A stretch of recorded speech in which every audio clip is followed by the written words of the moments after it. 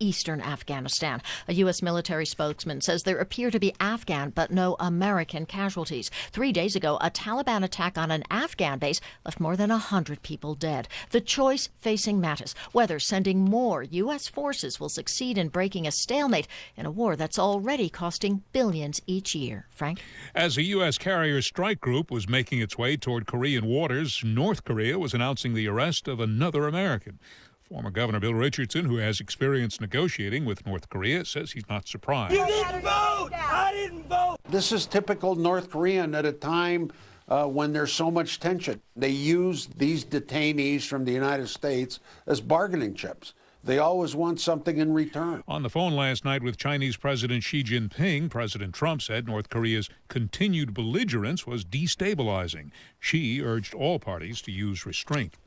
Work began in New Orleans overnight to dismantle Confederate monuments. The late hour didn't keep people on both sides of the controversy from registering their opinions. You didn't vote! I didn't vote! He didn't vote! Nobody voted! Lots of people spoke up. They spoke up! There was never a vote! Officials reported getting death threats, and workers taking down the monuments wore flak jackets. French voters who cast ballots yesterday will have to wait 2 more weeks to find out who their next president will be. CBS's Elizabeth Palmer is in Paris. This preliminary result will send 2 relative outsiders to the presidential runoff head-to-head on the 7th of May. Marine Le Pen, right-wing populist who only recently entered the mainstream of French politics, and Emmanuel Macron, a former investment banker with no official party backing, but wide appeal both to the center and also to the establishment. Elizabeth Palmer, CBS News, Paris. Just ahead of the opening bell on Wall Street, S&P futures are up 25 points. This is CBS News.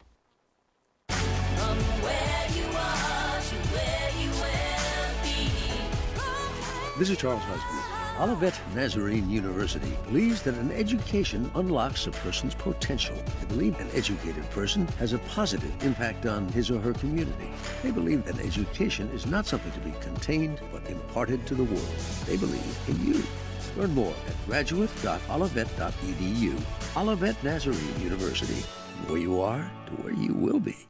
Not available in all states. What brings you to the mall? We're just here checking on our robot. Your robot? Our recent Irvy's Froyo robot. Diane and I became franchisees last month. It serves frozen yogurt creations to customers in 60 seconds. Recent Irvy's provided us with everything we needed. They even help you secure amazing locations. Movie theaters, grocery stores, college campuses, theme parks. How do I get a Froyo robot of my own? Just go to froyofranchising.com and enter promo code 9292. But hurry, because they're going fast. froyofranchising.com, promo code 9292. Recent Irvy's is a subsidiary of Generation Next Franchise Brands, a public company, VEND.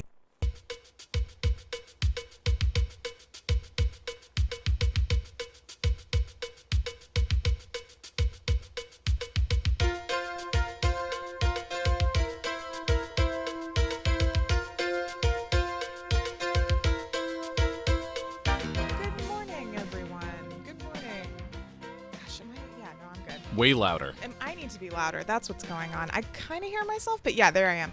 Good morning. I don't need to hear myself. It doesn't matter. I have to hear myself all the time.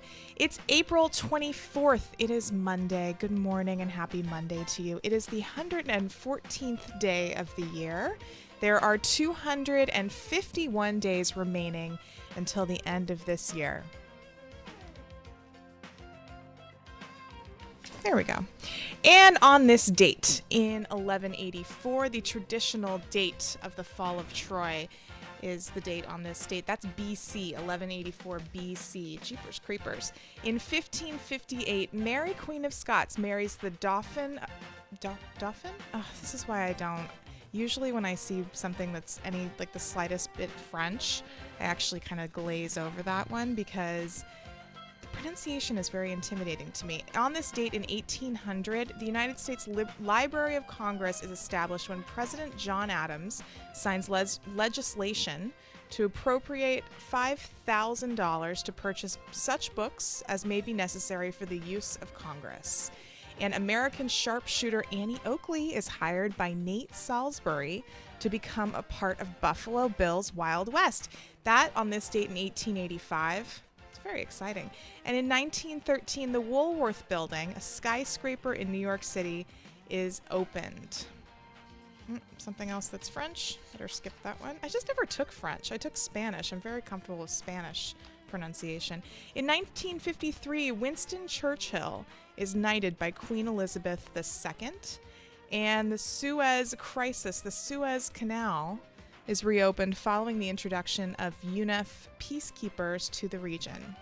And in 1970, the Gambia becomes a republic within the Commonwealth of Nations, and Dawda Jawara as its first president. And in 2013, I remember this, a building collapsed in Bangladesh, killing 1,129 people and injuring 2,500 others. That's very, oof. It is 6:06, coming up on 6:07. You're listening to Good Morning Monterey Bay. Good morning to you. And we're going to talk coming up some local issues that I found very interesting. But for now, we're going to get a look at your traffic. Oh, and good morning. I'm Rachel Shelton, filling in for Rosie. And for now, we're going to get a look at your traffic with Rick O'Shea. Northbound 1, things are going to be just fine currently between Watsonville and Santa Cruz. No delays also for Highway 17 up and over the hill. 101 already slows down a little bit between San Martin and Morgan Hill. South 1 to Monterey and West 68 both stall and accident-free. Today's going to be much cooler than yesterday. In fact, we have a chance for a rain shower throughout the morning here and into the afternoon. Greatest likelihood of showers for the Central Coast is going to be right around lunchtime into your about mid-evening commute from about noon to roughly 5 p.m. Highs today are going to be widespread in the middle and upper 60s. Approaching 8 minutes past the hour, time for some local news. Here's Tavia Avila. Thank you, Rick, and good morning, Monterey Bay. The public's assistance is being sought in finding a Salinas teenager who went missing Wednesday. Leilani Gonzalez was reportedly last seen walking near Central Park in Salinas, near the intersection of Homestead and Central Avenues. The teen was last seen wearing a gray sweatshirt, black jeans, and black shoes. Anyone with information about her whereabouts is encouraged to contact the Salinas Police Department. The Santa Cruz County Sheriff's deputy who fatally shot 15-year-old Aptos High School student Luke Smith last November will not face criminal charges. Smith was shot while under the influence of LSD after he stabbed his father and uncle and refused to drop his knife when deputies ordered him to. A 25-year-old Marina man is expected to be sentenced to spend 18 years in prison and have to register as a sex offender for the rest of his life. Peter Moore did not contest charges that he forcibly molested a 13-year-old girl back in 2015. Moore is now scheduled to be sentenced June 1st in a Monterey County courtroom. The last day to request a vote-by-mail ballot for the City of Greenfield's special parcel tax election is tomorrow. Philip Deseth has more. Ballots can be requested in person at the Monterey County Elections Office in Salinas until Election Day. Voters can also return the ballots in person at the Greenfield City Hall drop-off box or the Elections Office by 8 p.m. on Election Day. Ballots sent by mail must be postmarked by Election Day. For more information, call 831-796-1499. I'm Philip Deseth for KSCO Radio. Another benefit is coming up for the first all-inclusive playground slated to be constructed in Santa Cruz County. The Capitola Aptos Rotary plans to host a dinner and roast of 2nd District Santa Cruz County Supervisors Zach Friend. All proceeds will go to Leo's Haven, which is planned for an area of Chanticleer Park. This is Tavia Avila for KSCO Radio News.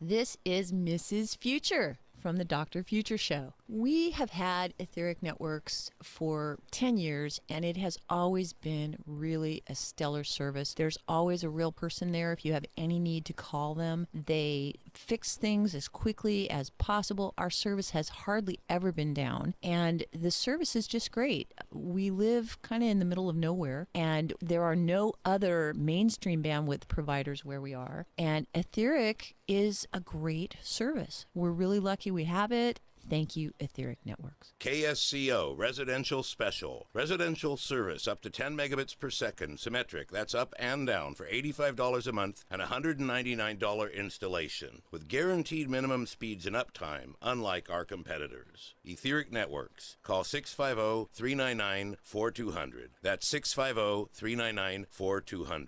Etheric.net. That's ETHERIC.net.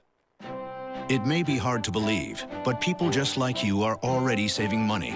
FeedThePig.org makes it easy. Their simple savings plan teaches you how to start saving without going overboard. So you don't need to mooch off your friends. You gonna finish that grape? You mean the one in my mouth? You don't need to stop buying the necessities. What you're smelling is a natural musk. Ew. You don't need to be a medical test subject. How do you feel? Mostly okay. Sometimes, though. You don't need to get a second job as a stuntman. We need a new stuntman. Let's break for lunch. You just need an internet connection. Don't get left behind. Start your personal savings plan with the tips and tools on feedthepig.org. That way, you don't need to sell your soul to the devil. $15 is the best I can do. All right, deal. Brought to you by the American Institute of CPAs and the Ad Council. From Capitola to Carmel, Red Hot News Talk, AM 1080 KSCO Santa Cruz.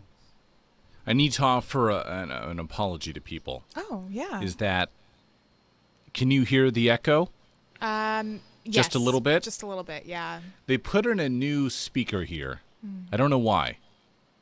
But now, I hear myself. Oh, shoot. Now I can hear it, too. Every half second. Oh, my delayed. God. That's like when you're on the phone with somebody and you can hear that echo in the background. Now, when that happens to me, I can't handle it. I have to hang up.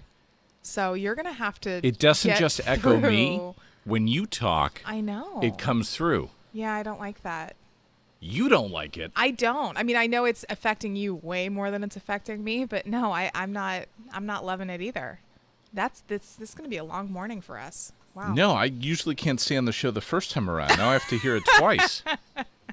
Yeah, you do. And on that weird, it's a very close delay though, isn't it? Oh, every communication device at KSCO is like a Vietnam War radio transmission. They have duct tape on them. Yeah. And the blue painter's tape. Yeah. And, our tower out there so is funny. just strung together clothes hangers.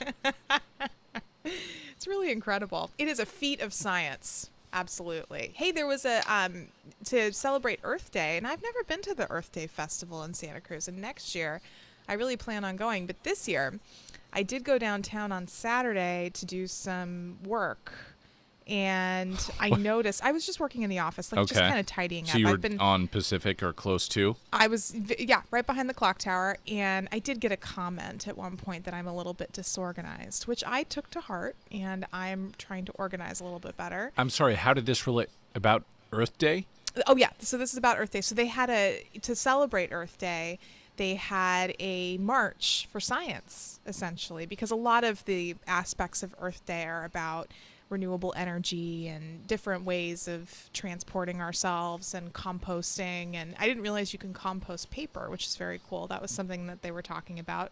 But I did see people walking around with signs, and I assumed that it was a protest of some sort, and it was not. It was a march for science to bring awareness. And something that I hadn't thought about is that, well, I mean, we've talked to Mark Mozina a little bit about this, but science is really dependent on public funding, like grants and, people donating money to the future, essentially, and to further science. And so it is really important to raise awareness for it, because that's kind of how it continues to move forward.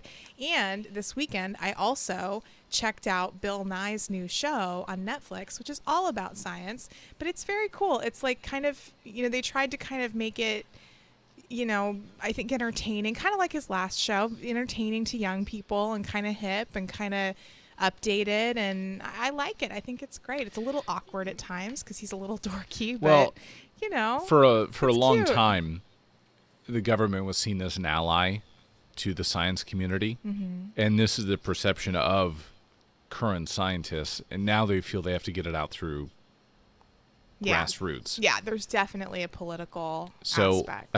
That's absolutely true. One of the more interesting tweets over the weekend from the president was a wishing everyone a happy Earth Day.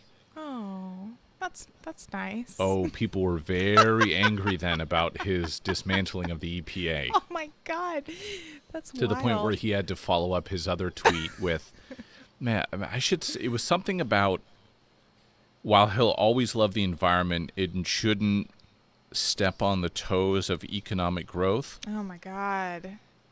Oh man.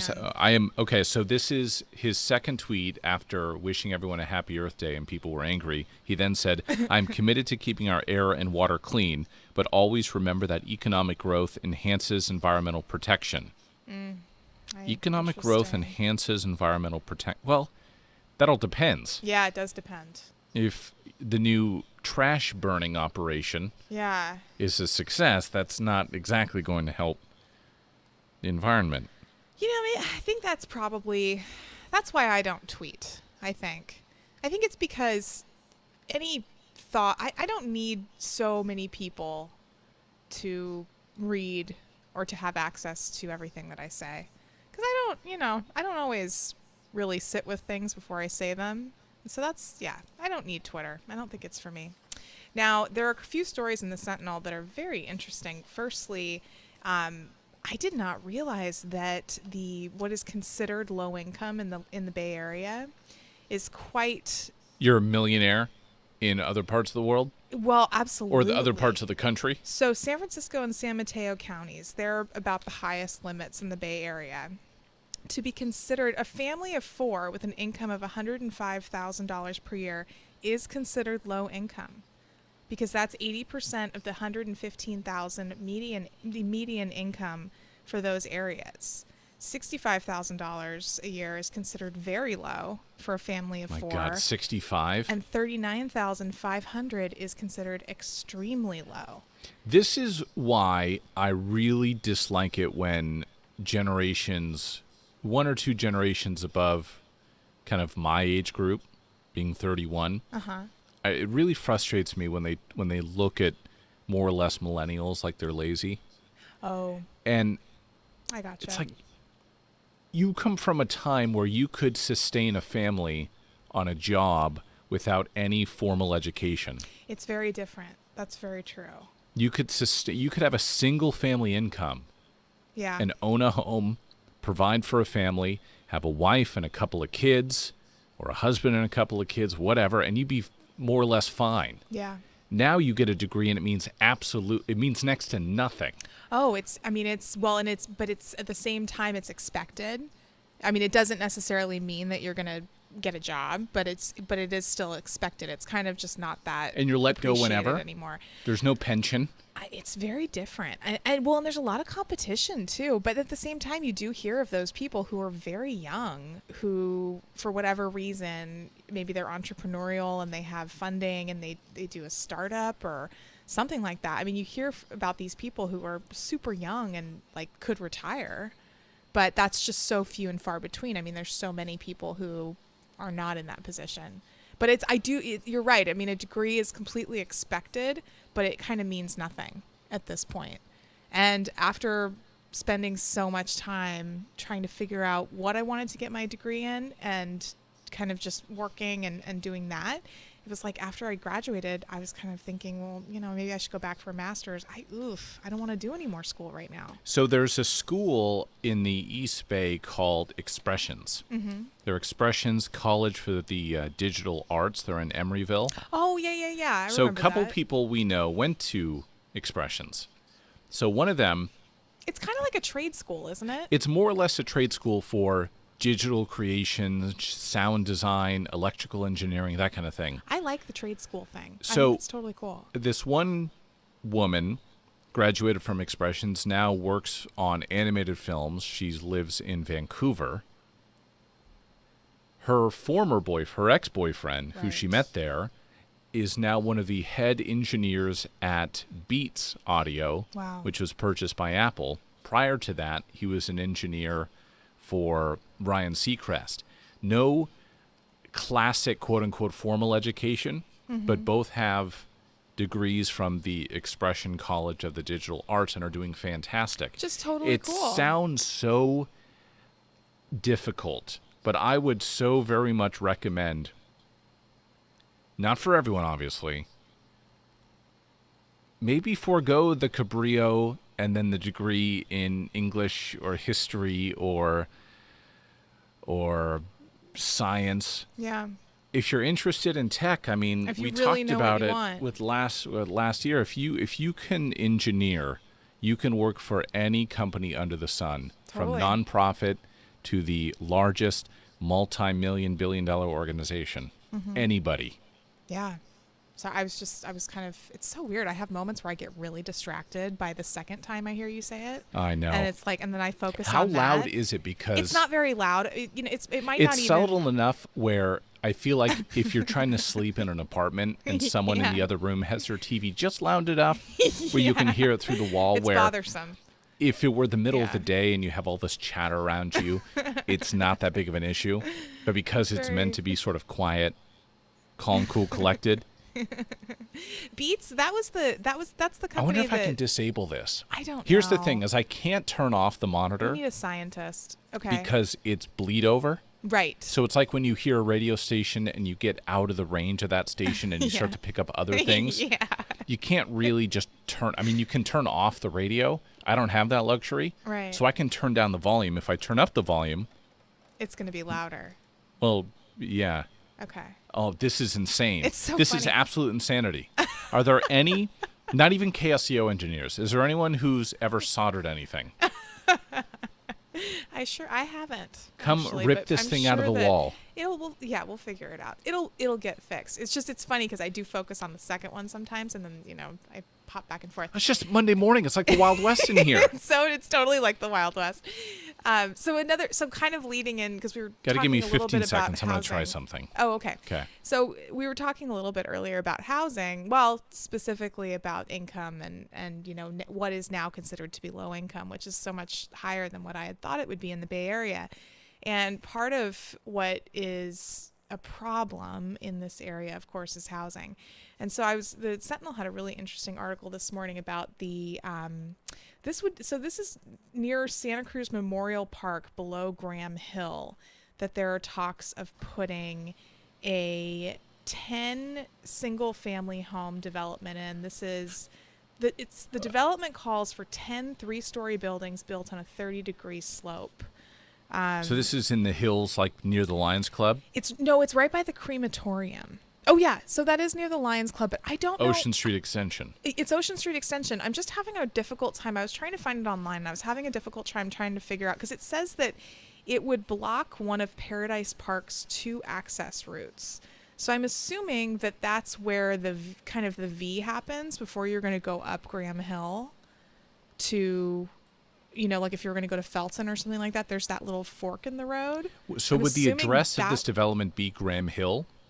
It doesn't say. So it must I'm be, assuming but it would be. north of, I'm guessing it's north of Sims, Or I can't close find to where the bus stop is, Okay. Yeah, I mean, it's between Lockwood and Sims, which is a pretty wide area. But remember they have that multi-million-dollar development there? Right. That huge one? Right. Where Rosie said she wanted to wear a big fluffy hat Yeah. when they were selling them. Yeah, totally. Because they were advertised as being in the low millions. Well, and they're kind of it's kind of a little bit that's the area where it's kind of gated, and it looks like it could be almost like farmy. Yeah, completely. Is that an adjective, farmy? Yeah, it is Like now. you could have a horse there. Is kind of what it looks like. I to think me. people do ride there. I think there's like an arena out front or something. But so there are the residents of Ocean Street Extension, about 50 people, are getting together and are very opposed to this possibility Naturally, of a 10-unit yeah. development. But it sounds like it's 10 individual homes. It's not like they would build an apartment building or Well, you something said it was like 3 that. stories. 3 stories. So These aren't 3-story homes. These are multi-unit. I think that it just, what I'm gleaning is that seems to be the biggest problem for the community there, is that it would essentially be rezoning that area, but then also, of course, traffic. Because when you think 10 homes, you think, oh, okay, that's just like maybe 10 cars or 20 cars. I mean, people usually have 2 cars per family, I suppose. So that's about 20 cars. So what's 20 extra cars going to do? But if that turned into something else, then yeah, that could be a problem potentially. That's a bit. I mean, this area, family, kids, you quickly got 3 cars on your hands. That's true. God, I know. I was talking to this woman. I helped her with moving into a house, and she goes, "Yeah, we have 5 cars." And I said, "What? You're 2 people. What are you doing with 5 cars?" It's incredible. Some people are car people, though. 6:26. You're listening to Good Morning Monterey Bay on KSCO. I'm Rachel Shelton, and here's Rick with your traffic. Highway 1 northbound. Things are going to be just fine right now. Watsonville up to Santa Cruz. No delays on Highway 17. 101 slows down in Morgan Hill. South 1 to Monterey. Westbound 68 stall and accident-free. Your weather outlook today, we're looking at kind of an odd weather system in that the rainfall total shows about 1/4 to 1/2 inch of rainfall. However, the Doppler radar doesn't pick up any rain. So dress for some light showers out there, mainly from about lunchtime through the middle of your evening commute. Temperatures today much cooler than yesterday. So we're looking at clouds, chance of rain, temperatures in the middle and upper 60s. Both the Sharks and the Bruins were eliminated this weekend. Sharks fans have had a little bit more time to mourn. So don't expect too much. Just go easy on them for right now. There's a lot going on. There's a lot of sadness. We're in the same boat. I understand. The same sinking boat. It's full of depression. We're gonna just pull all the water out of that boat and make it float again, and Rocky's gonna help us with that. Good morning, Rocky. How are you? Rachel, I'm doing okay. Yeah, I'm kind of sad about the Sharks and my old team, the Bruins. I converted several years ago since moving here, and it's been a good ride. In fact, last year was amazing. So hats off to the Sharks and Sharks fans, definitely. But we still have the Warriors, and for me, I've got my Celtics too, so they stayed alive as well. But we've got surf, so you can always wash away your troubles by paddling out there. And it looks like we'll be pretty good. You just have to watch out for those showers. If the wind kicks up, that's the only thing I have to worry about. But if it's raining, who cares? You're already wet.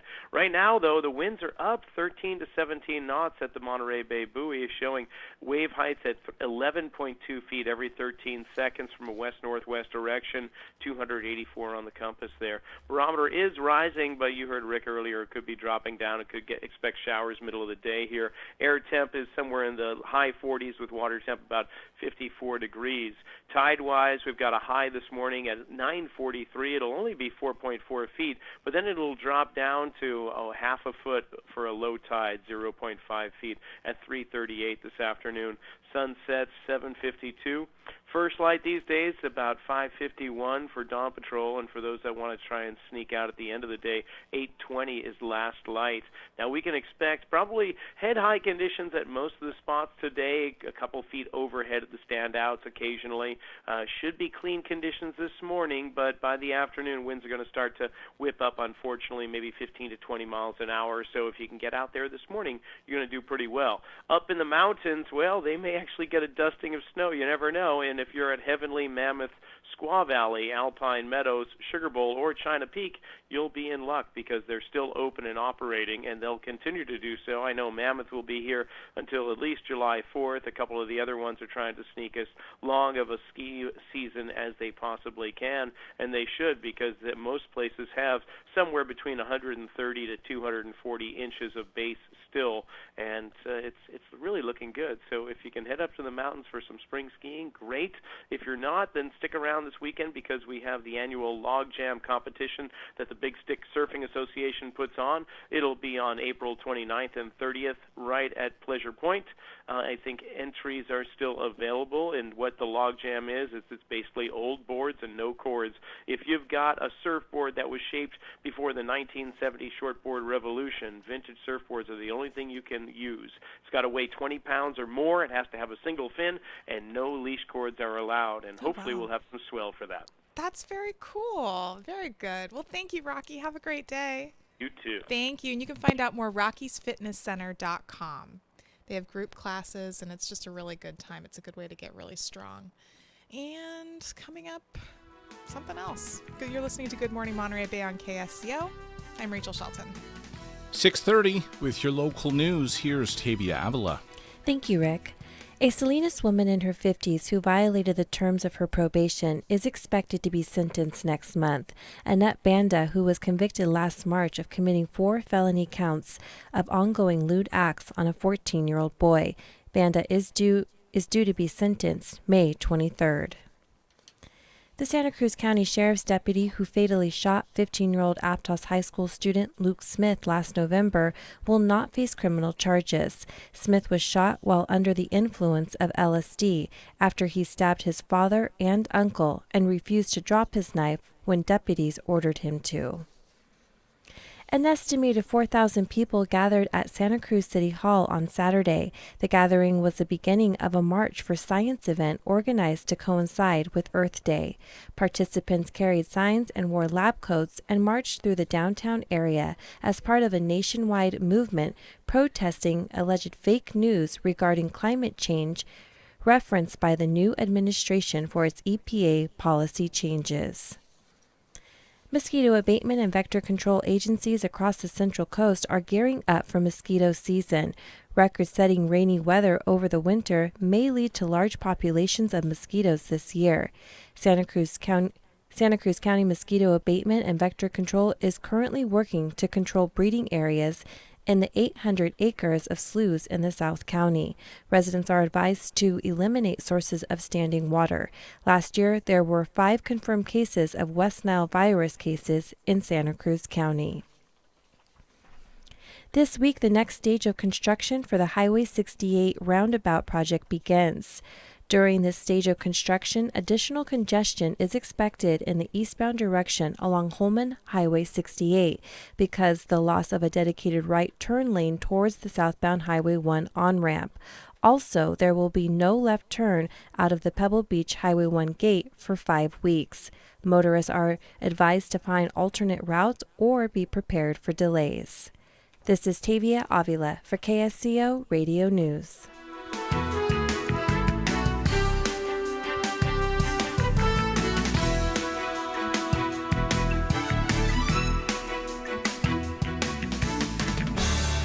Hi everyone, it's MZ with an important message about longevity products. We will soon be closing the Dave Cave at KSCO and replacing it with 10 convenient retail locations in Santa Cruz County and in Monterey County. I'm looking for 10 existing businesses to stock basic longevity products such as Beyond Tangy Tangerine, the Healthy Start Pack, Pollen Burst, and other top-selling longevity products. We will promote those businesses regularly and continuously on KSCO and KOMY and train those business owners to build a satisfying and lucrative longevity business that could quite possibly earn more, maybe much more money for those business owners than their main business itself. All while they help people feel better and hopefully live longer. If you are such a business owner who would like to join our growing KSCO health team, send an email with your contact information to mz@ksco.com, or if you know a business owner, tell that owner to send me an email, same address, mz@ksco.com.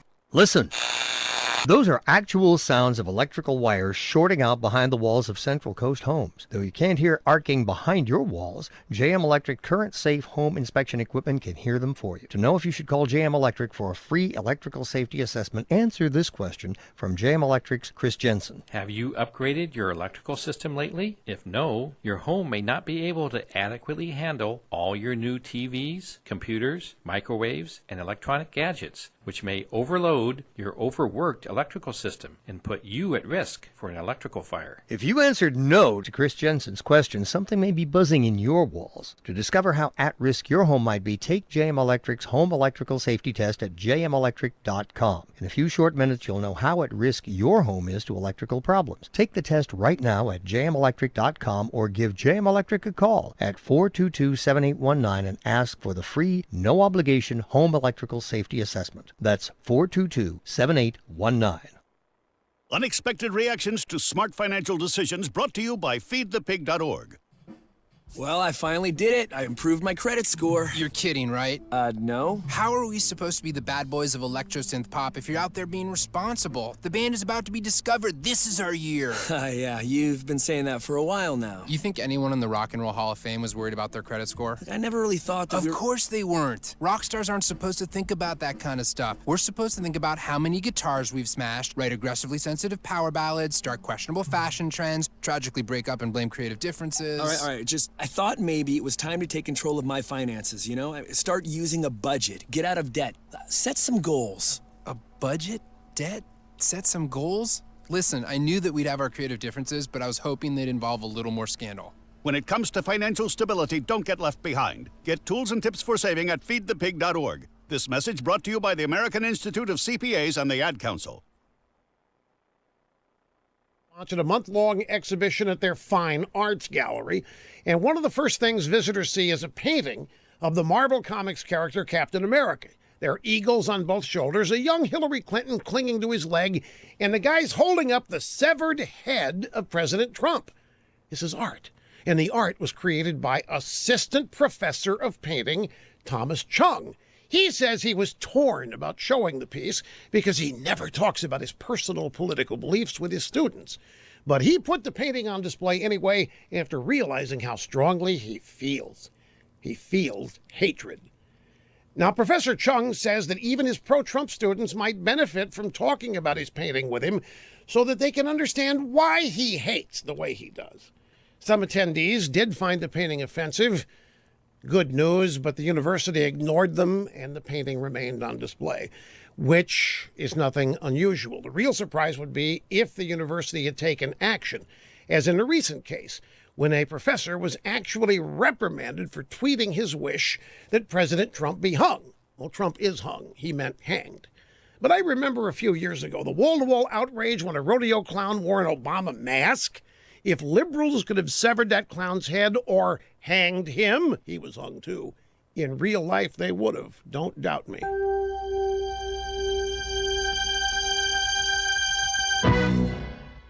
Imagine that I only gave you part of a news story. Be pretty hard to follow, right? Well, that's exactly what happens when you rely on your credit card and bank statements to protect your identity. I mean, sure, your bank can help detect credit card fraud, but not the many other ways your identity can be stolen, like when somebody opens a new account or applies for an online loan in your name. That's why there's LifeLock. LifeLock uses technology to alert you to a wider range of identity threats, and if you have a problem, one of their U.S.-based specialists will work to fix it. No one can prevent all identity theft or monitor all transactions at all businesses, but with LifeLock, you can get more comprehensive identity protection than you can get anywhere else. Join now, get 10% off when you visit lifelock.com/rush or call them 800-440-4833. Use the promo code RUSH. That's lifelock.com/rush and save 10%. Who's the man? Who's the man? Come to mama. The man versus the women. She is a woman. I am a woman. Not like me. Something which you are not. You know everything because you're a man. She's good. Come on. She's very good. Challenge the women. Throw the switch and let us begin the battle. The battle of the sexes. Let the battle begin. Alrighty. Do you want to go first? Sure. If Barbie were life-size, what would her waist measurement be? It's something crazy. 22, 23, or 24 inches? I think 22. It's 23. Ugh. Barbie. There are more Actually, I should... Whatever. She can be whatever she wants to be. Barbie. That's fine. I shouldn't say that. I should be open-minded. There are more collect calls on which day? What day? What day? Than any other day of the year. Father's Day, Mother's Day, or New Year's Day? 100% Mother's Day. It's Father's Day, and I'm trying to figure out Oh, no. why. It means that he's home? No. Well, so when I why would associate collect calls, I associate collect calls with being in prison. Yeah. So maybe people are calling their jailed fathers, or from jail, they don't want to call their mothers, they want to call their fathers. I gotcha, but you know what's weird too is I was thinking that collect calls, I didn't think collect calls, I thought telemarketer calls. That's what confused me. All right. I'm ready for my second one. I know you didn't watch a lot of TV, but did those 1-800-CALL-ATT commercials ring a bell at all? I remember the phone number, 1-800-CALL-ATT. What is the highest per capita viewership of TV in I can never say this word. What? Evangelists. What is Evangelists. it? Evangelists. Oh, my God. I don't know what I don't know. Lord. So wait, one more time, though, the whole What thing. is the highest per capita viewership of TV evangelists? So the preachers on TV, what city apparently watches them the most? Okay. Washington, D.C., Atlanta, or Portland? Atlanta. D.C. Darn it. Gosh. What percentage of American adults... Apparently D.C. stands for darn Catholics. What percentage of American adults goes on a diet each year? 35%, 45%, 55%. I'm going to go high, 55. 45%. Have I gotten anything? I have not. You have not, have I? Oh, you're just keeping track. No, you have not either then. What percent of known bird species are monogamous? Monogamous. I don't know what's happening to me. What percentage of known birds? 70, 80, or 90? Well, because I'm thinking, you have like the lovebirds, and I think of them as being monogamous. But then if they're lovebirds, I mean, who knows? They could be out there, doing whatever. Who knows? I'm going to go with 80%. 90. Over 3 today. Oh, my gosh. Well, you're next, buddy. All right. What portion of land in the United States is owned by the government? Is that 1/5, 1/4, or 1/3? Let's go with 1/4. It's 1/3. Man, wonderful. We were not good today. Old Jello Adder throwback. Hey, where do you live now, Flo? I live in Idaho. And what do you eat now, Flo? Eat? I eat Jell-O. Jell-O in those 6 delicious flavors: strawberry, raspberry, cherry, orange, lemon, and lime. Jell-O, Jell-O, Jell-O, Jell-O. Jell-O. Be sure to listen next week when our guest will be Bing Crosby. Until next Thursday, good night and good luck from the Hey, yeah, good night, I like good the luck. Jell-O jingle. Now, Jell-O, that's the one that Bill Cosby was on, right? Way the to Jell-O bring it commercial? down the tubes. No, I don't Nicely mean done. it like that. It's just that his trial is starting. It's going to be a big deal. 6:42. You're listening to Good Morning Monterey Bay on KSCO. I'm Rachel Shelton. Here's Rick with your traffic. Northbound 1, things are looking good this hour. Watsonville up to Santa Cruz. 17 clear as well. 101 is slow between San Martin and Morgan Hill, and again at East Capitol in San Jose. South 1 to Monterey, West 68 both stall and accident-free. Much cooler today. We're looking at temperatures in the lower and middle 60s around much of the Central Coast. Do have a chance for an afternoon shower. KLCO News Time, 6:43.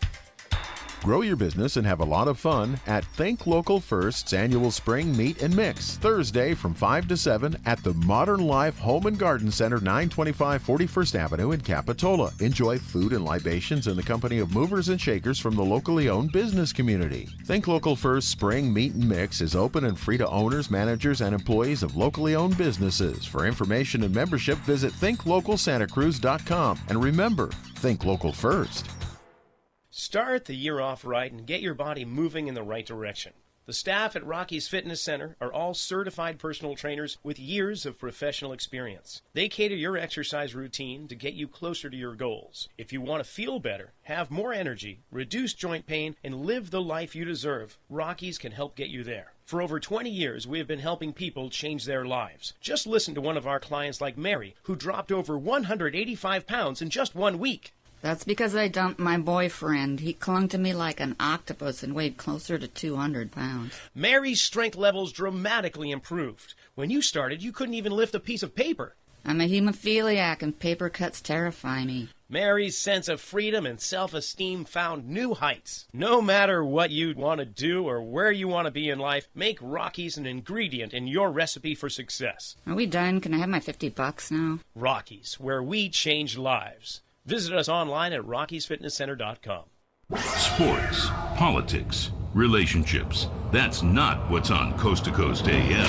Do we have the technology to predict earthquakes? I'm George Norrie, and on our next program, David Nabhan joins me to talk about the latest in geology and these catastrophes, followed, of course, by the power of color and the soul. Tune into that on Coast to Coast AM. That is what's on Coast to Coast AM every night. Listen to Coast tonight, beginning at 10 p.m. on KSCO. Tune in to Good Morning Monterey Bay every weekday from 6 to 9 a.m., brought to you by the Santa Cruz Sentinel. Listen to Rick and Rosie discuss the stories of the day from the Sentinel and how the news affects you.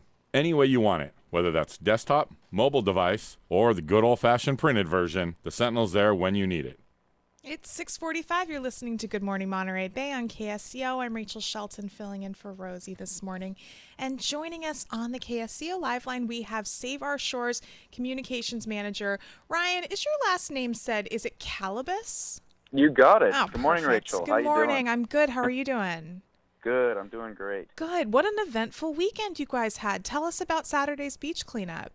Absolutely. Earth Day. Everybody came out and forced for Earth Day. We had 11 cleanups and 533 volunteers across the Monterey Bay. And we picked up a little bit over 1,000 pounds of trash, which is amazing considering we were focusing on the little things, all the microplastics, everything that was flowing down our rivers from the Central Valley and getting onto our beaches and getting stuck in our tributaries and rivers. Is that attributed to so much rain this year? It is, Okay. yeah. So, yeah, an unusual thing. When we always say everything flows to the ocean, whether it takes a day or 3 years. Well, when you get a lot of dumping of water, it really flushes out all the old trash that's been stuck up there for quite some time. So we're seeing some really interesting things. And then is the little stuff kind of more important? Is that something that maybe animals tend to get to more regularly?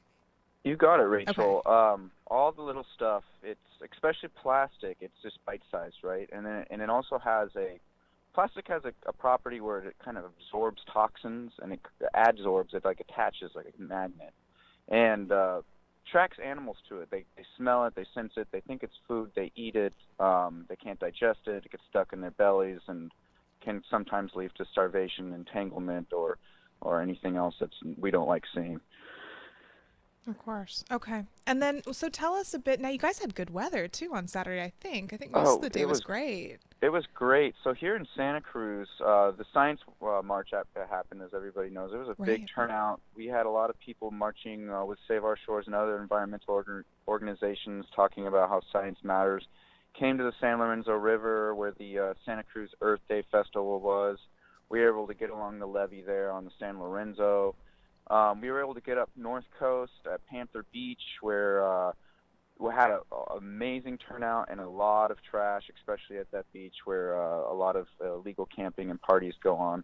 It's a fun time, but we just ask everybody that goes up there to pack out what they brought. Absolutely. And then down in Monterey, of course, we were at Del Monte, Asilomar, and even the Elkhorn Slough. So just a very diverse group of cleanups. One of the important things that we did, Rachel, was we continued our Save Our Sand campaign. Yeah, I was going to ask you about that. What is that? Yeah, so there is a sand mine in Marina, California that's illegally mining about 700 million pounds of sand a year, and that's contributing to the loss of about 8 to 14 acres of coastline, and that's from the words of the mouth of Dr. Gary Griggs, esteemed UCSC coastal scientist, and Dr. Ed Thornton as well, who is down by in Monterey. And what we have is these campaign stations, and we strategically positioned them at different cleanups. And it's a letter, a combined letter to the Coastal Commission and the State Lands Commission, asking them to enforce their jurisdiction to stop this overmining on our public beach, and hopefully we can stop it before the end of the year. We had about 600 different letters signed that day, so it was very, very successful. Yeah, we have almost 2,500 signed so far. Yeah, it was great. So it was a combined effort, cleanup and public awareness about a sand mine that exists in the Monterey Bay National Marine Sanctuary. So the sand, I had no idea. I've never heard of this before. So I'm just going to ask. The sand mine, essentially, that's the company taking sand and then selling it? You got it. Okay. So Cimex International, it's a Mexican international aggregate company, building materials company. They have a plant that's been there since the 50s that has a dredge pond, and it's right on the beach. And that dredge pond gets filled when the tide comes in, and it gets filled with public trust sand. That sand is what replenishes our beaches down south. So how littoral cells work, I'm sure many are familiar here, especially living on the coast, is sand gets pushed down or north, and it fills up and it makes our beaches larger or smaller depending on the season, right? Well, all that sand is being trapped. So unlike a quarry or a stagnant resource where we're mining in one area and that resource is there and it's not going anywhere, sand that they're capturing is actually on its way, kind of traversing down south. So if we think of it like the Colorado River, when we dam it up or we start building tributaries off of it, the stream gets less and less and less. And so that's what's happening. So we've had an issue with massive man-made erosion, and the science is settled. It's not a debate. So, and we're just trying to get public support to let the Coastal Commission and the State Lands Commission know that we are aware of this issue, and we'd like to keep our public lands and our public beaches where they're at. Right. It's causing millions of dollars in degradation, environmental degradation, and the amount of taxes what they pay is about $200,000 when their revenue is about $50 million plus, just disproportionate to the environment, especially how the Monterey Bay National Marine Sanctuary is such an important tourism economy. Right. Oh, absolutely. And yeah. So in that, as far as that impediment on the sand, is that that's dangerous for marine life, I'd assume, but how? You got it. So I can give you a specific example. Where the Eurasian dunes are there in Marina, there is the snowy plover, which is a federally threatened species. And it's a small little shorebird that lays nests right on the beach and in the dunes area. And when you have a mine that is operating directly on top of their habitat, it's very impactful to their ability to live. So we were trying to make sure that people are also aware that when we do development on top of these areas, that we need to be more cognizant of the little critters, no matter how small or how big. I know the sea otters get a lot of attention, the elephant seals, because they're cute, Definitely. They're big, they're cuddly. But these small little shorebirds are just as important to our ecosystem. As you know, Rachel, everything is kind of a circular. Totally. It all, you take one out and something else is affected. So, yeah. Well, maybe that's something else to focus on too, is that, if you like the sea otters, you like the elephant seals, you should care about this other stuff because they too will be affected. Yeah, absolutely. Yeah, but it is. Yeah. It's very interesting how everything builds on it. That's very cool. Well, thank you so much for all the work that you do, and thanks Save Our Shores. It's so wonderful that the beach cleanup was so successful. I'm so glad so many people got out there. Yeah, it was amazing. Yeah. What are the next events? Oh, yeah, what's coming up? What do you guys have coming up? Great. Oh, yeah, okay. So this Thursday at Alta Coffee, Organic Coffee and Tea in the west side there, we're going to have one of our really popular sanctuary speaker series. And we're going to be talking with NOAA scientists, fishery scientists, John Field and Nate Montua. They're locals here. And what we're going to be talking about is fisheries and how climate change is impacting them. So they are actually the scientists on the ground that are doing the work that we benefit from NOAA. And so Nate's going to speak. Nate and John, they're going to speak about the ways climate change influences the California current and its marine life. And they're going to give an explanation about how ocean heat wave, that ocean heat wave we've had in 2014, 15, and it brought some weird animals up to the Monterey Bay. Oh, yeah. Yeah, well, they're going to talk a little more in depth about how it may or may not serve as a useful preview to our future of our ocean. And then kind of dive into a short, brief history and a discussion of how climate variability is complicating issues in fishery models. So kind of technical, but they're gonna dumb it down a little bit for all of us that just want to learn about how climate change is actually impacting our fish in our ocean and how we're going to sustainably keep that so we can enjoy our economy and then also eat it. Very cool. Yeah. Well, thank you very much for your time, Ryan, and have a good day. Absolutely. And again, that's on Thursday. Oh, thank it's you. From 5:30 to 8 p.m. And just go on saveourshores.org and you can find everything. Thanks, Rachel, for having me on. I'm sure you got it. Thank you so much. That is Ryan Calabas of Save Our Shores. He's the communications manager for Save Our Shores. That's great. They had a lot of success this weekend. The beach cleanup was huge. I like that they're incorporating it with the Science March and with the Earth Day festival, if you will. So How you doing back there, Rick? How am I doing? Yeah, how you doing? I don't know how to answer that. No. No answer? Oh, well. I'm not sure if you're leading to something. Oh, no, I don't really, no. Are you stalling? No, I'm not stalling. I just don't really have, I feel like, I feel good. I feel good where I'm at. And I think that probably it's traffic time, wouldn't you say? It's about traffic time? I don't know. That's what I'm thinking. You're listening to Good Morning Monterey Bay on KSCO. I'm Rachel Shelton. Here's traffic with Rick O'Shea. North 1, Larkin Valley Road up to Freedom Boulevard is going to be a little below the limit, but beyond Freedom, everything is clear into Santa Cruz. No delays over Highway 17 this hour. 101 will be slow in Morgan Hill, and again in San Jose at East Capitol, and in pockets along the airport as well. South 1 to Monterey looking good. 68 westbound will be slow at Toro Park. That'll last through Corral de Tierra. Leaving Salinas on South Davis and Blanco. Davis will be heavy between 183 and Blanco, and then Blanco looks pretty good between Davis and Reservation. Your weather outlook today, we're looking at mostly cloudy skies. Do have a chance for an afternoon and early evening shower. Temperatures will be in the 60s. Not a lot of rain. Will be mostly cloudy again on Tuesday and Wednesday with only limited sun, and then we'll get warmer on Thursday, Friday, and Saturday. We'll get back to the middle and upper 60s by next weekend. Ooh, I like it when you're going into the weekend on some nice weather. When you get to be outside. Just sometimes when I work inside all day and the weather's really nice, it's a little bit, I don't know, it just kind of, it's not as fun. Although I still do very much enjoy it. Hey, it's Jackie Coppervise's birthday today. A very lovely woman that I've worked with for a very long time. And happy birthday to her. That's a wonderful thing. I just saw that on Facebook. Hey, a thing I'm going to try coming up here. Have you seen this Orange Theory down the street on 41st Avenue? Why does that sound so familiar? It's like a new workout concept I think it's kind of surrounding like a heart rate thing. I think it's mostly cardio, but I was supposed to go try it with this woman that it's her birthday today this morning, and I had forgotten that I was here today. So I'm not going to try it today, but sometime this week I think I'm going to. So this is the setup where they put a heart monitor on you, and I think you have a choice between the treadmill and the rowing machine, and then I think in between you do strength training as well.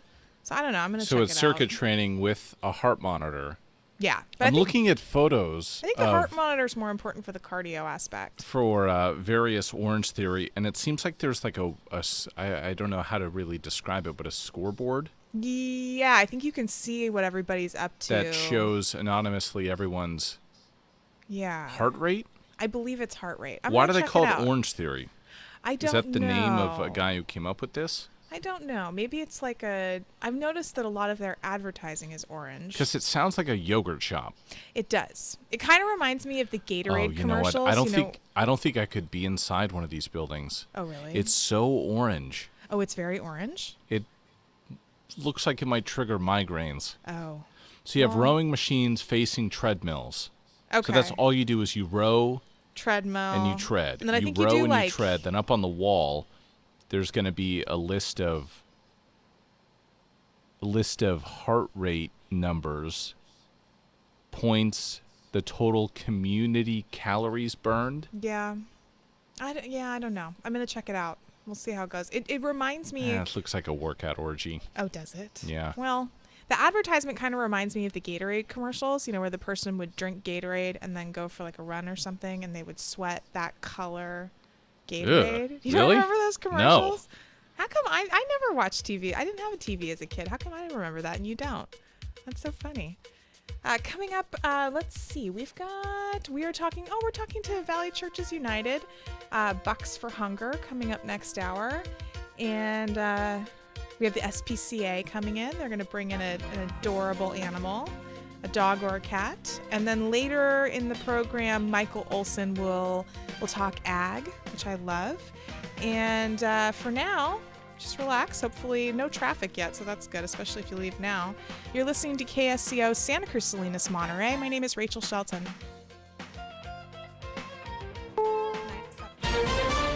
Washington showdown. 5 days until a possible shutdown. American held in North Korea. They use these detainees from the United States as bargaining chips. 2 candidates survive French election. Both of them bucking the very powerful French establishment.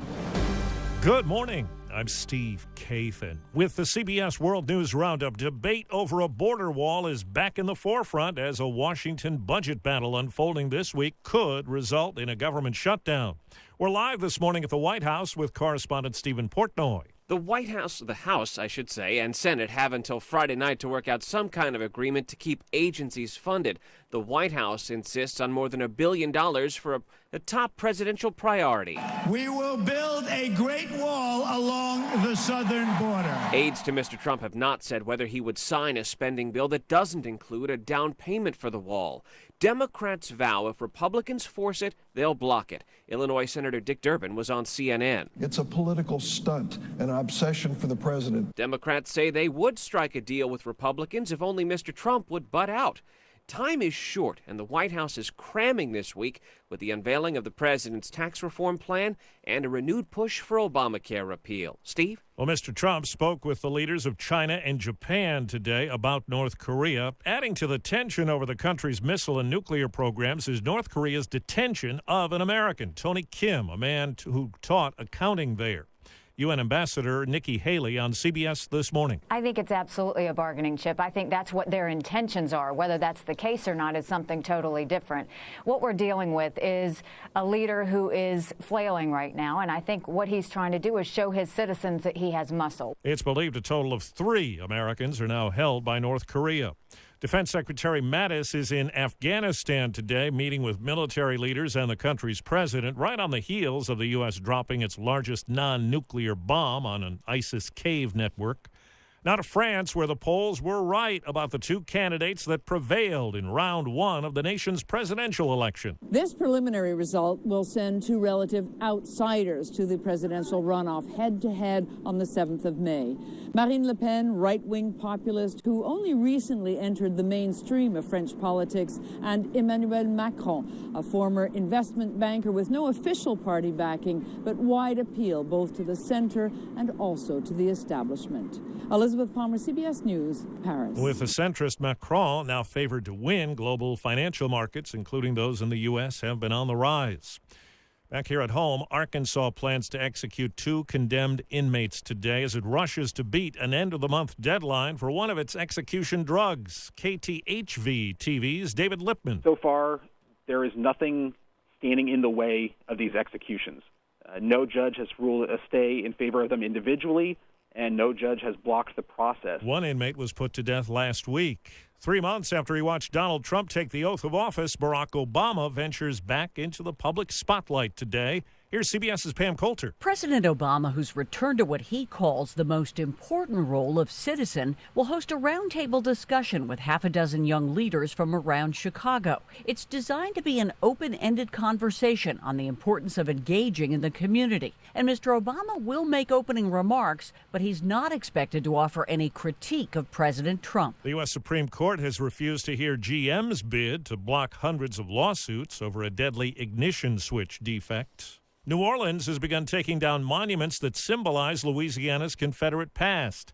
WWL Radio's Dave Cohen has more. Crews with heavy equipment moved in overnight to begin taking down the first of 4 Confederate monuments here in New Orleans. Some on hand applauded the removal, while others clashed with supporters, arguing the decision was not democratic. I didn't vote. He didn't vote. Nobody voted. Lots of people spoke up. The city council approved removal of this, the Liberty Place monument, in 2015, a statue commemorating the battle between white supremacists and police. Dave Cohen for CBS News, New Orleans. It's 4 minutes after the hour. Check out CBS Radio News podcasts. From hard news to features, there's lots available from our app. Listen to experts like John Dickerson each Sunday on Face the Nation, or Scott Pelley every weeknight on the CBS Evening News. There's the World News Roundup, America's longest-running network newscast, and the Weekend Roundup, our Weekend Review magazine show. It's all available from CBSRadioNews.com or on our app for iOS and Android. Man, do I love card night. You ready, boys? You got a king? Go, fish, Dad. Oh, come on. This is WWE superstar Titus O'Neil. It only takes a moment to make a moment. Take time to be a dad today. Learn more at 877-4DAD-411 or visit fatherhood.gov. Brought to you by the U.S. Department of Health and Human Services and the Ad Council. Israel has indicted an Israeli-American teenager for that string of bomb threats against American Jewish community centers. The 18-year-old was arrested last month, faces extortion and other charges. Overseas in England, a revolutionary discovery, just the second parchment copy of our Declaration of Independence. CBS's Vicki Barker joining us live from London. It's being called stupendously rare. The handwritten 18th century copy was found folded up and dusty in an archive in southern England. Being able to go to West Sussex and hold this parchment in our hands to look at it closely was just extraordinary. Harvard researchers Emily Sneff and Danielle Allen believe it originally belonged to a local radical aristocrat who supported the American cause. The only other parchment copy of the Declaration of Independence is in the National Archives. Steve? Well, the top-rated personality on Fox News may not be on the cable network any longer, but CBS's Deborah Rodriguez says his vacation is over and he'll have something to say. Bill O'Reilly appears with a new episode of his No Spin podcast today, in which he will make his first public comment since he was ousted over sexual harassment allegations. His dismissal doesn't end the turmoil at Fox. New York Magazine reports 7 black employees are planning to join a racial discrimination suit filed by 2 colleagues last month, alleging a longtime controller subjected them to racial insults for years. An American woman is flying high with a new space travel record. Peggy Whitson not only breaks Jeff Williams' record of 534 cumulative days in space, she'll extend it to 666 days because her space station mission has been extended until September.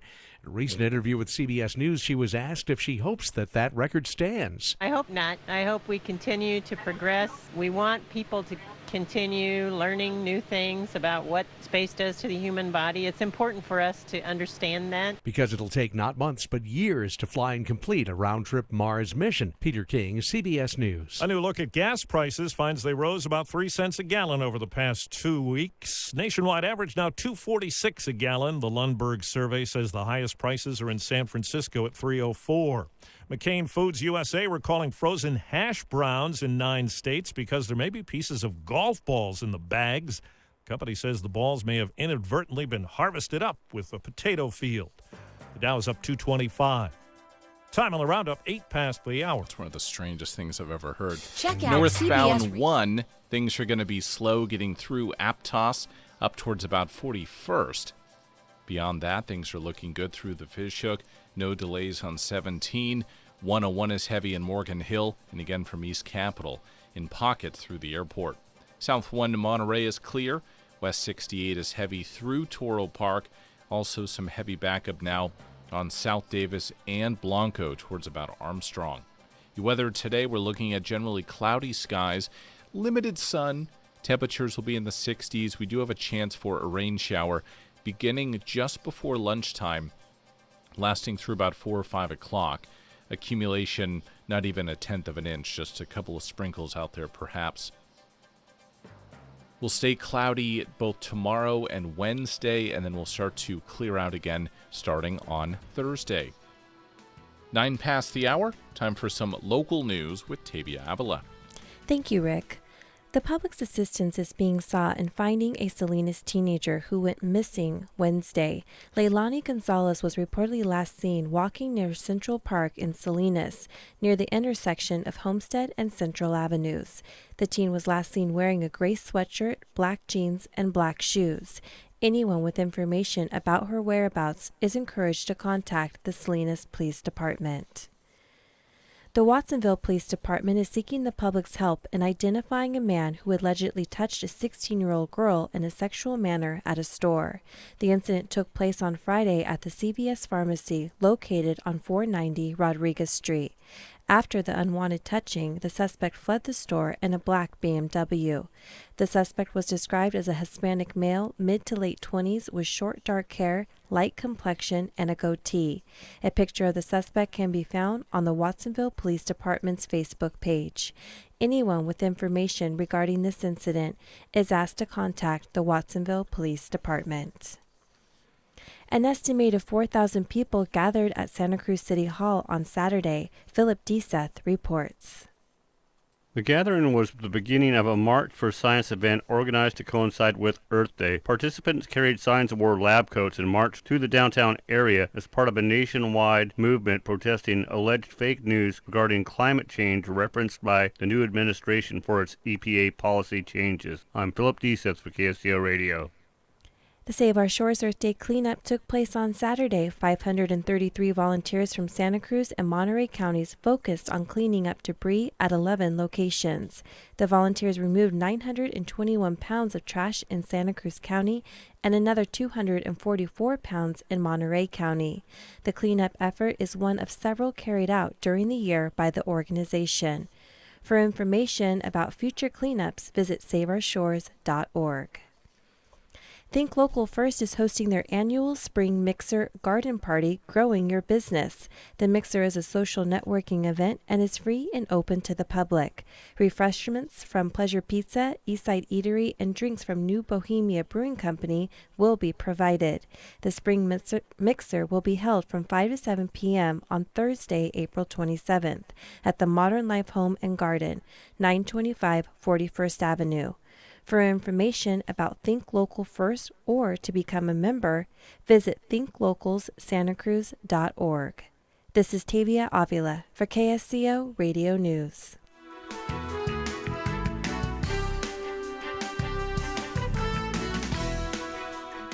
Coast Paper and Supply has been family-owned and operated since 1948.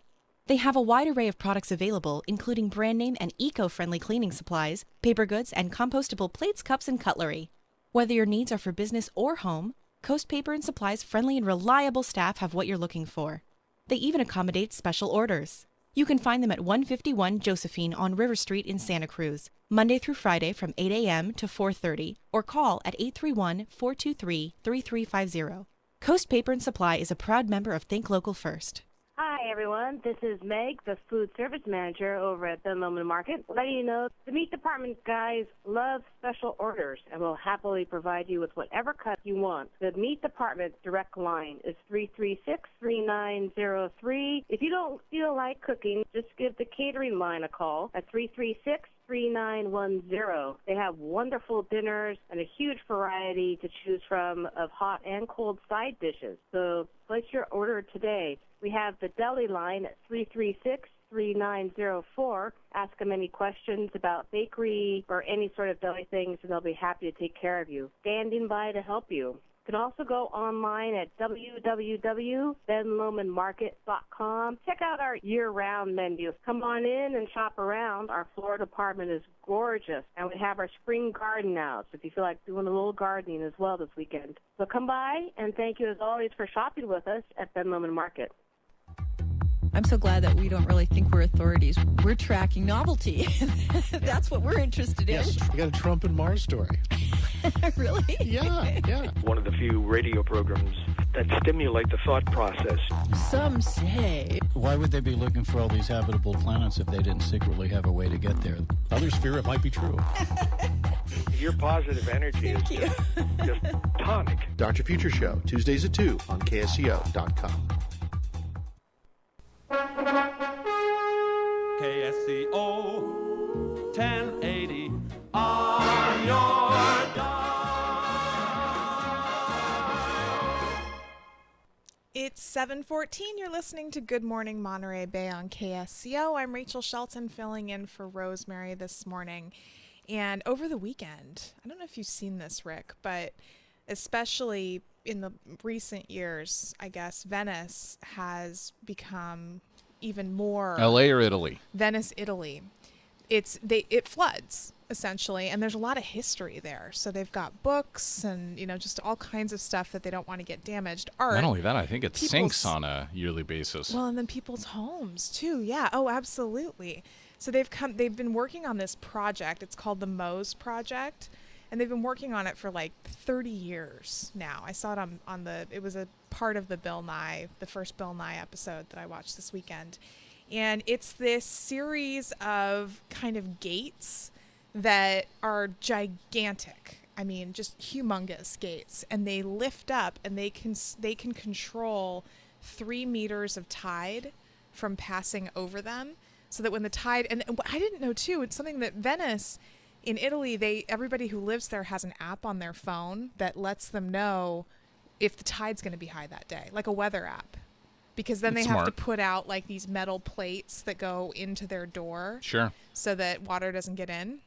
And so they're building this system of gates that pop up, and they can control up to 3 meters of water and essentially sometimes keep the city from flooding. It's very cool. They've been working on it forever, and it's just starting to come to fruition. But joining us this morning, we are going to be talking, where did I put I had this right here. We're going to be talking to Lynn, and we're talking Valley Churches United. Good morning. How are you, Lynn? I'm great. Good morning. Good morning. And I misplaced my paper here. Is it Robinson? Is that your last name? Yes. Perfect. I just misplaced myself a little bit this morning. Thank you so much for joining us this morning. And tell us a bit about this event that you're having coming up. I know that you're feeding people coming up here.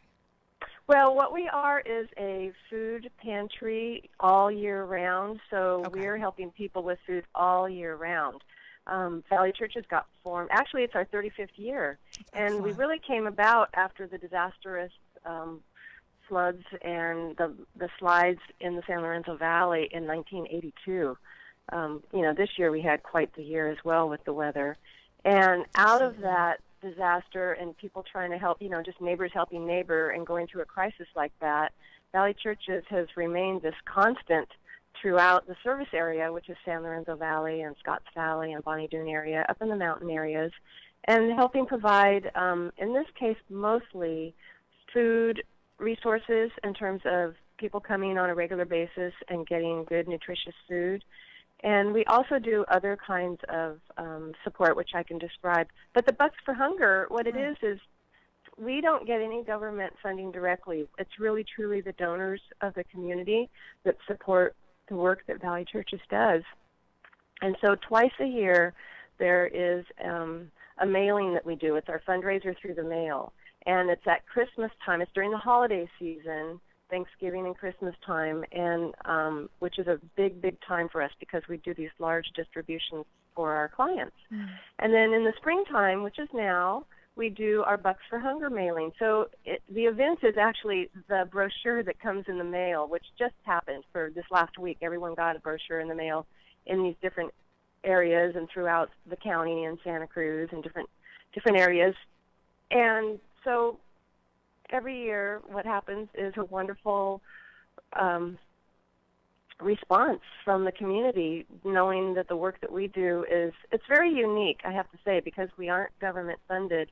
We're able to really help people on a case-by-case basis with other things beyond even the food, but really keeping our food pantry full with the money that comes in and keeping food in there because we have people even today we have a distribution, but it's Tuesday, Wednesday, Thursday. We more focus on seniors every other Friday. We have a working pantry day for people that are working and can only come in on Saturday. So we're busy up there in Ben Lomond. That's where we're located at 9400 Highway 9 in Ben Lomond. And that's right at it's right across from Ben Lomond Market, correct? It's it is. Right at that intersection. Mm-hmm. Rosie, she's a big supporter of Valley Churches, and she's always amazing. And she's always said that something that's very unique about your organization is that you do work on a case-by-case basis. So if someone in your community has an issue there that is, just completely isolated to them, you guys are right there to help in any way you can. If we can be, obviously we have to really go through the process. And we do with every case. It has to be someone that's in the service area. They have to qualify, and it has to really fit the criteria that we say to the donors that we're able to do, which is, beyond helping with food, it could be a rent crisis, a utility situation where they're going to have utilities turned off. And if we're able to help and it fits the criteria and we can keep them from having a problem with their utilities or even a rental crisis or a mortgage crisis, then we can do that on a one-time basis. And the point is, if you can keep someone from being evicted or losing their home or something of that nature, of course we can only do it, and it's not like we can go help someone to the tune of thousands and thousands and thousands, but the amount that we are able to help is often the difference, because the crisis is right then and it's usually temporary, of someone staying in their home and being able to still go to work and not worry about it so much, or really just catapulting further into their catastrophe and not being able to dig out of it. There's so much of that happens now, you can imagine, with the cost of everything, including food. There's just things that just seem to be at a certain level and you can maintain, and then when it suddenly your utilities are more, your rent is more, gas is more, medical is more, you put that all together and it becomes unsustainable sometimes for people, and there's times when we can be of assistance. And that's one of the things that Valley Churches has been known for, and the community is really supportive of that. That's great. Well, and it's completely understandable. I mean, in a situation where long term, for whatever reason, if it's not the right fit, then yes, it makes sense to, for the person to have to change the situation. But yeah, if you guys can jump in at, when it makes the difference of losing a home or not, or anything regarding that, that's just really, it's impressive. And so right now, Bucks for Hunger, you're essentially, this is kind of drive time, and I would assume, and who can help, and how can they help? Can local businesses help? Do you guys want food? Do you need money? What's the need? Well, all of the above. What we do with the Bucks for Hunger drive right now, our campaign, it essentially in this last week, everyone, many, let's just put it that way, many throughout the county of Santa Cruz received it was a brochure, and it had an envelope inside, so that makes it easy. First and foremost, someone can send a check back in an envelope. But beyond that, it's very easy, too. You can go to our website at vcum.org, and you can donate through the website, and that would be PayPal. You could call us at our local number at our offices, and we can take a payment over the phone. So our phone number is 831-336-8258. And, of course, we're there. So you can stop by, visit us, make a donation in person.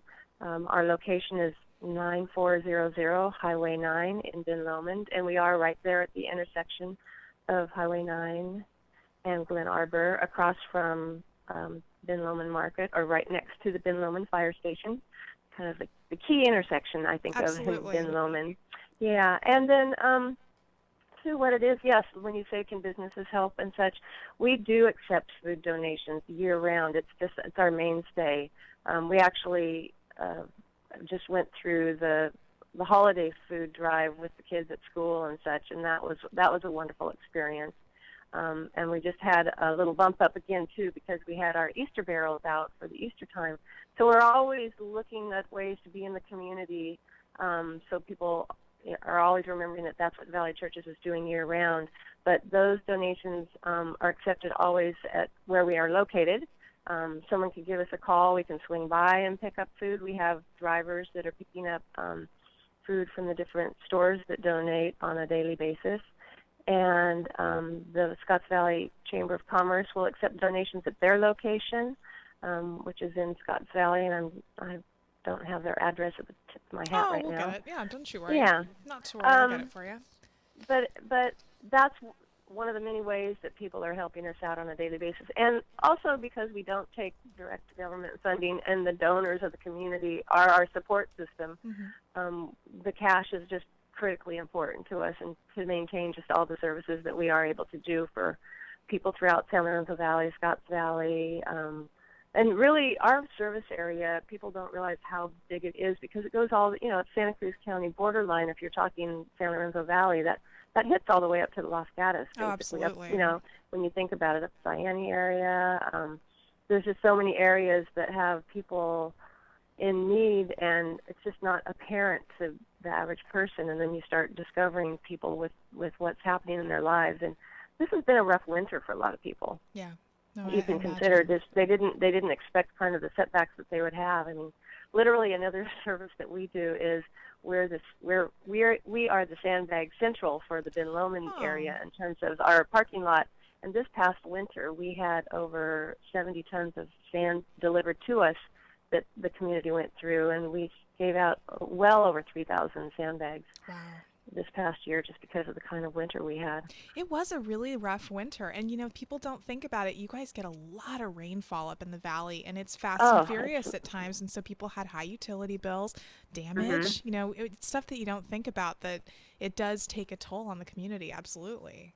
Yeah, another service that we have, and it's been amazing with some partnerships that we've had, is just we try to discourage the firewood use as much as possible, because you just saw there was an article recently about the quality of air in San Lorenzo Valley. Right. Definitely is one of the problem areas.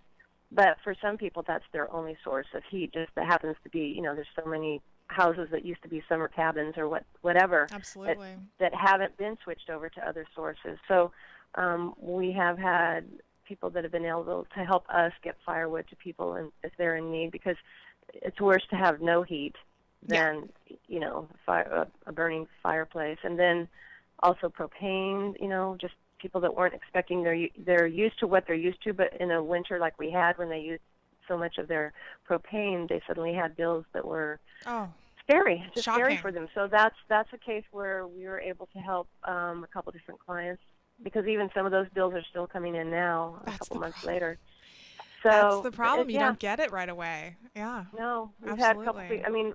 Fire victims. There's different cases where we've been able to help with people, because Red Cross definitely is there, but then we can be a backup for other things that Red Cross isn't able to do. And they're so, it's always amazing. I have to say, people are so appreciative.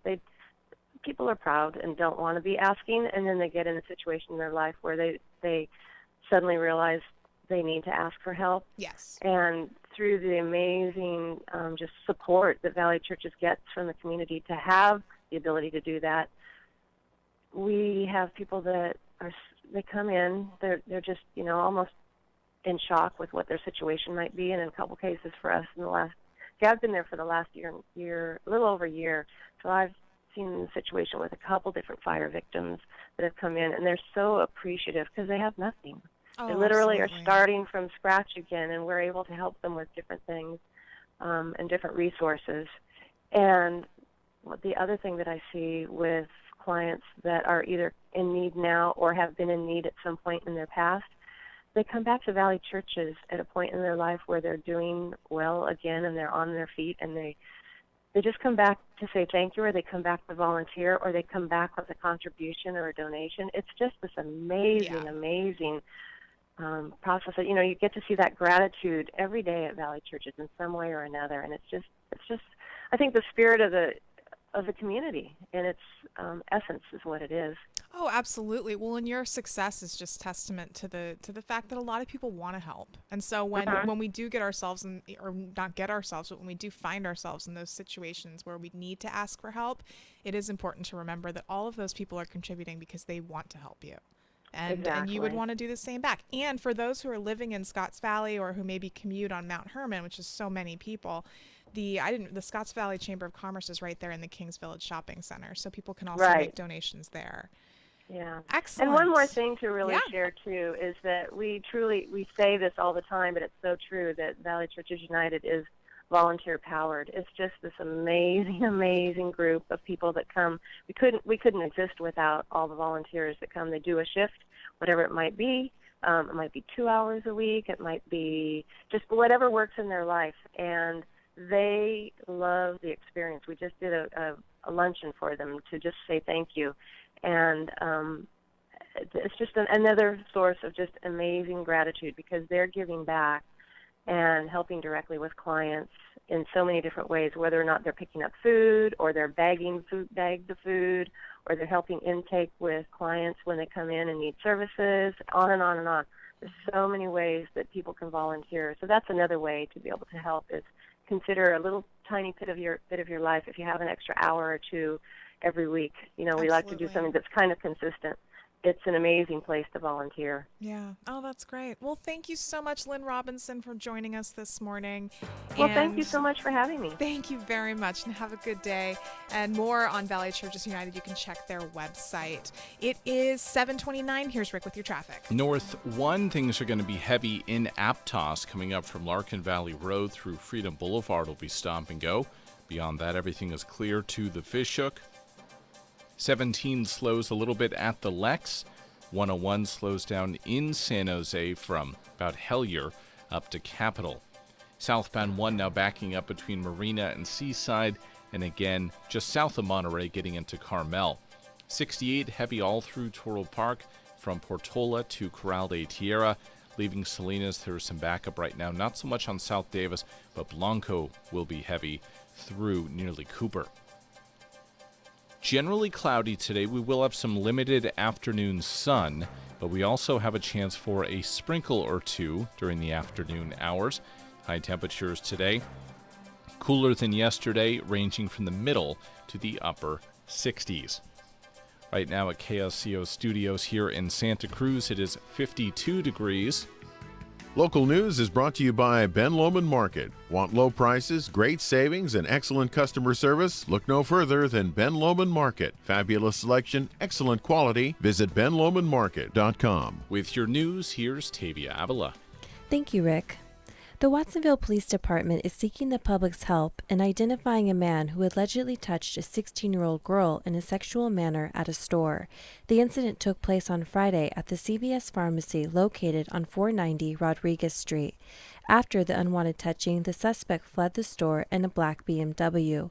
The suspect was described as a Hispanic male, mid to late 20s, with short dark hair, light complexion, and a goatee. A picture of the suspect can be found on the Watsonville Police Department's Facebook page. Anyone with information regarding this incident is asked to contact the Watsonville Police Department. A Salinas woman in her 50s who violated the terms of her probation is expected to be sentenced next month.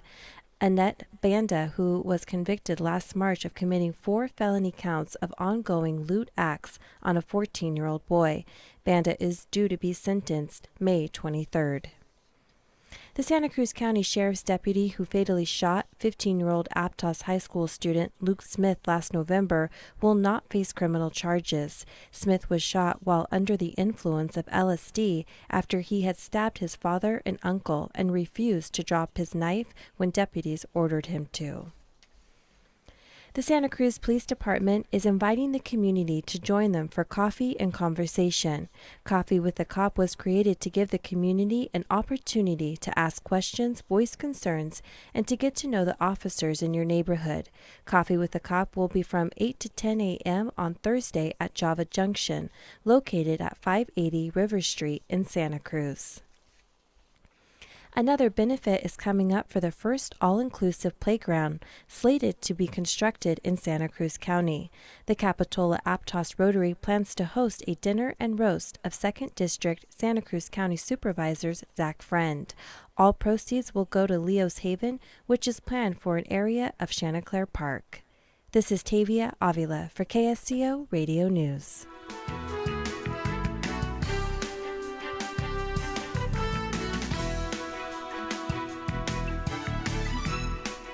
Hi, I'm Terry of BFF Boutique. You're invited to our Spring-Summer Fashion Show in the Capitola Mercantile Mall on Sunday, April 30th from 5:30 to 7:30 p.m. to raise money for CASA, court-appointed special advocates who train volunteers to mentor Santa Cruz County's most abused, neglected, or abandoned children. $5 tickets at BFF Boutique or the evening of the event. Treats, music, and services donated by Capitola Seroptimus, Mercantile Merchants, My Hilo, and Stay Sharp Salon. For more information, call 831-251-8356. People do not like going to the dentist unless they're going to this dentist. Hello, folks. Michael Olson here with Dr. Guy Peabody. Dr. Guy, whenever I go by your office, I see people with big smiles on their face. What's the secret? I'm glad you're seeing everybody smiling. You know, we like to make people smile on the inside as well as on the outside. What do you mean by smiling on the inside, doctor? Well, we just treat people the way we want to be treated. We befriend our patients. They're not really our patients. They're more our family. We have a good time. We want to to provide, obviously, an excellent quality service and stability in our care. But, I'll be working throughout the day and I'll hear laughter down the hallway between my hygienist and her patients, and the front desk. I'll have people chuckling, and people are a little reluctant to kind of head out the door. They're having a really good time. Call Dr. Guy Peabody for our consultation today and wake up to a beautiful smile tomorrow. 831-457-0343 or visit drpeabody.com. Captain Dave Michaels here, inviting you to join us for some fun aboard Flight 1080. Flight 1080, 180 minutes of Mach speed talk radio. The ladies love the crew on Flight 1080. I listen to 1080 so I can hear the same exact traffic every day. Flight 1080, where you can unload your baggage for free. And I listen because it's the only station that comes in. Flight 1080 for your last choice in radio. Flight 1080, keeping you lifted through your afternoon rush hour. Monday through Friday, 4 to 7 p.m., right here on KSCO. This portion of programming brought to you in part by Dignity Health, including Dignity Health Medical Group Dominican and Dominican Hospital. This open enrollment, choose a plan that includes Dignity Health. For more information, visit DominicanOpenEnrollment.org. Dignity Health. Hello, human kindness. Time for a little good news with Rachel Shelton. Good morning to you. Very good morning. And interestingly, this begins in Seattle. TV host, he's a travel book writer, Rick Steves. I can't remember the name of this book, but there's one that's very famous. It's the one that, I think I have somewhere. But he has started, instead of saving and putting his money into a bank as a retirement savings, he has decided instead to purchase cheaper apartment buildings and fix them up and then put in struggling people. And so he just donated a $4 million apartment complex, or he has donated a $4 million apartment complex in Washington to the YWCA for housing homeless women and their families. He said, one of my social causes has long been affordable housing. And he posted this in his travel blog. He said, 20 years ago, I devised a scheme where I could put my retirement savings not into a bank to get interest, but into cheap apartments to house struggling neighbors. I would retain my capital, my equity would grow as the apartment complex appreciated, and I would suffer none of the headaches that I would have if I had rented out to units as a landlord. Rather than collecting rent, my income would be the joy of housing otherwise desperate people. It's very cool.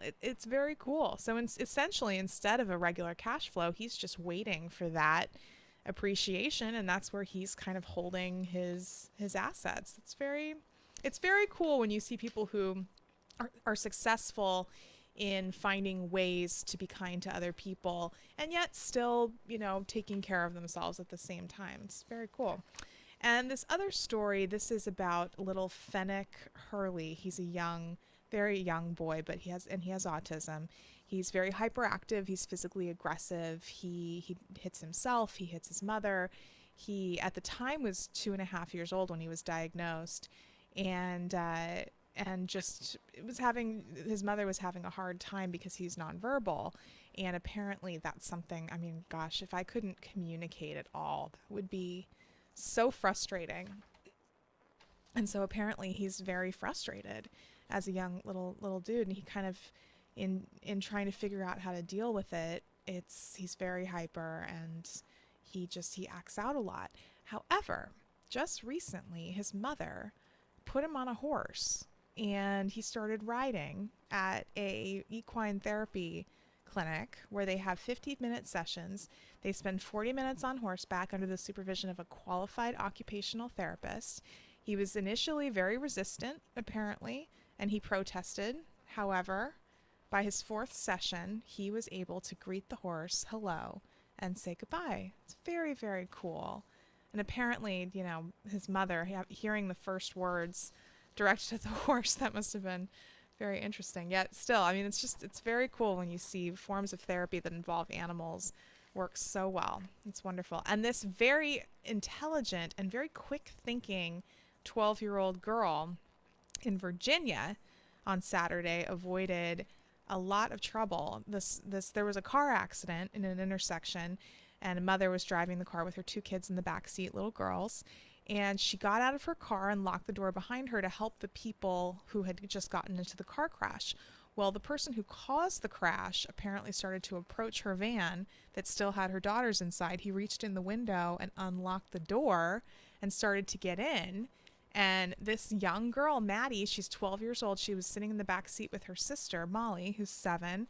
She started hitting the guy, like hitting him as hard as she could. And then she also, very quick thinking, she put the gear shift into park so that the car wouldn't start. And I guess that's like a child safety thing. Very intelligent little girl. And she says, I just went for it. Nothing passed my mind except he's a psycho and he needs to get out of the car. And she started punching him and screaming, and he wasn't able to turn the car on. And she just yelled at her sister to get out of the car and just would not let up on this guy until her sister was safely out of the car. Her mother ran over to take control of the situation. However, Maddie is an avid horseback rider, and she told her mom afterwards, Mama, if I can control a 1,500-pound animal, then I was sure going to try to take care of him. It's very cool. Really a good story. And all of that punching on this guy, she had a fractured growth plate in her wrist. However, despite her injuries, she wants other girls who may find themselves in her position to never get up and to never give up and to just fight them. It's wow. What a brave little girl.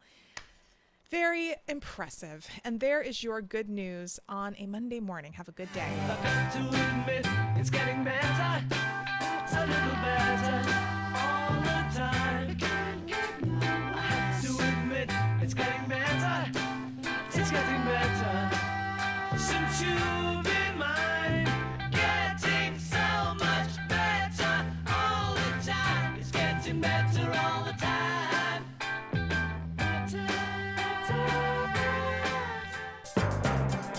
Time for traffic on this Monday. We start on Highway 1 North, which is going to be slow in Aptos from Monterey, Larkin Valley Road, heading up towards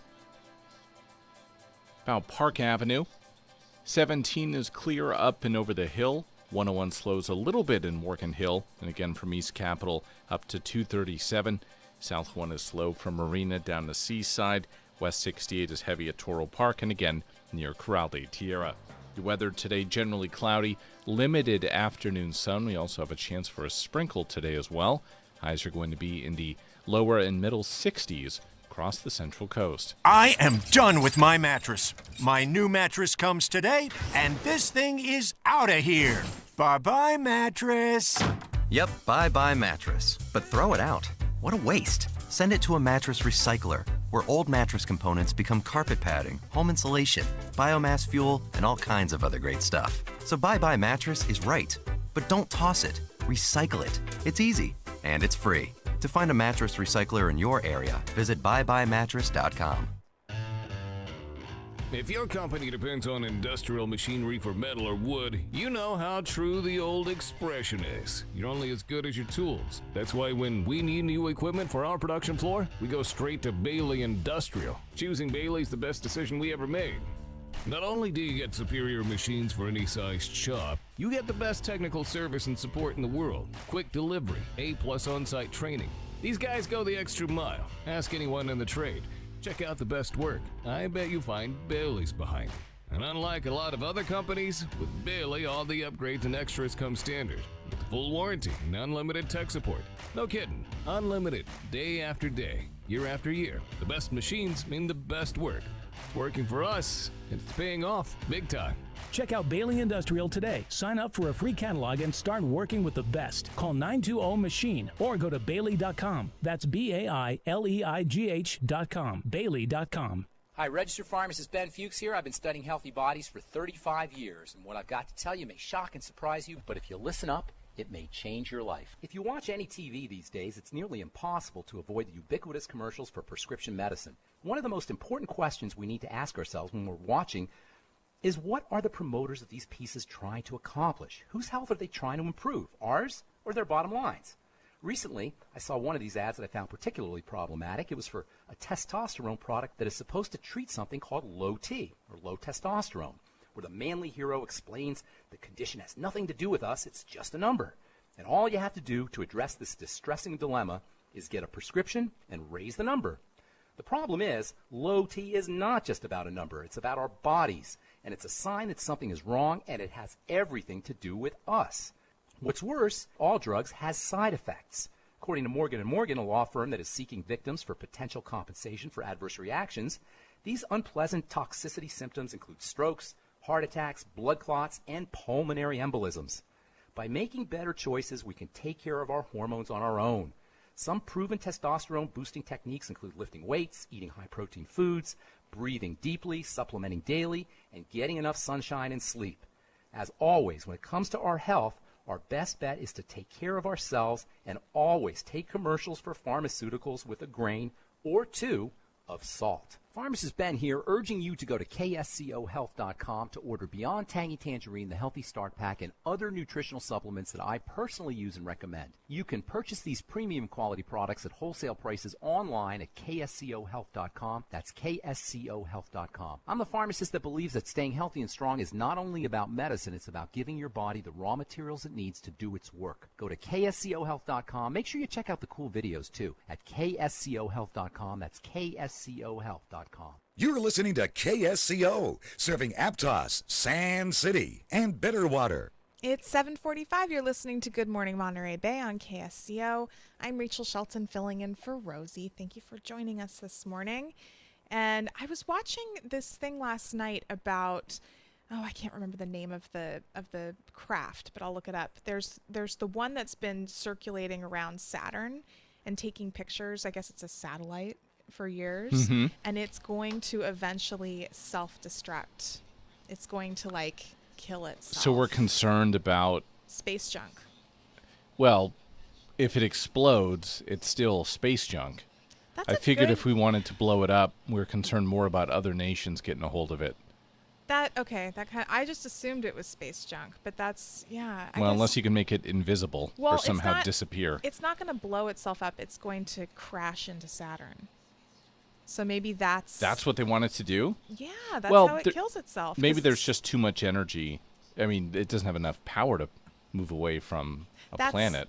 Well, I think that's the big problem because this is something that they're kind of starting to work on. The European Space Agency said this last week that they are working on the first mission to capture space junk. So they're planning that. And that's something that I hadn't really thought about, is that a lot of these, and Mark Mozina has talked about it before, but they send these satellites into space, and they have a useful life, essentially, and then they just stop working. And then they're just out there.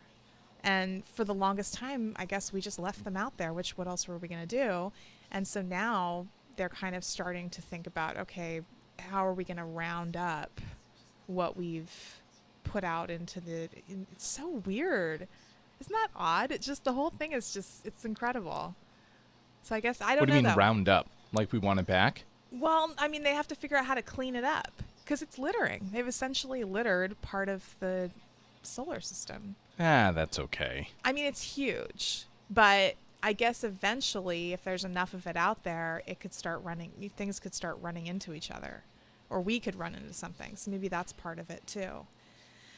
I don't know. It's kind of interesting. And then I was reading this story. Have you read about I guess it's a little bit old news in its initial story, but apparently a couple years ago, Uber had a big problem with Apple because something that they had done to their app was to obfuscate it.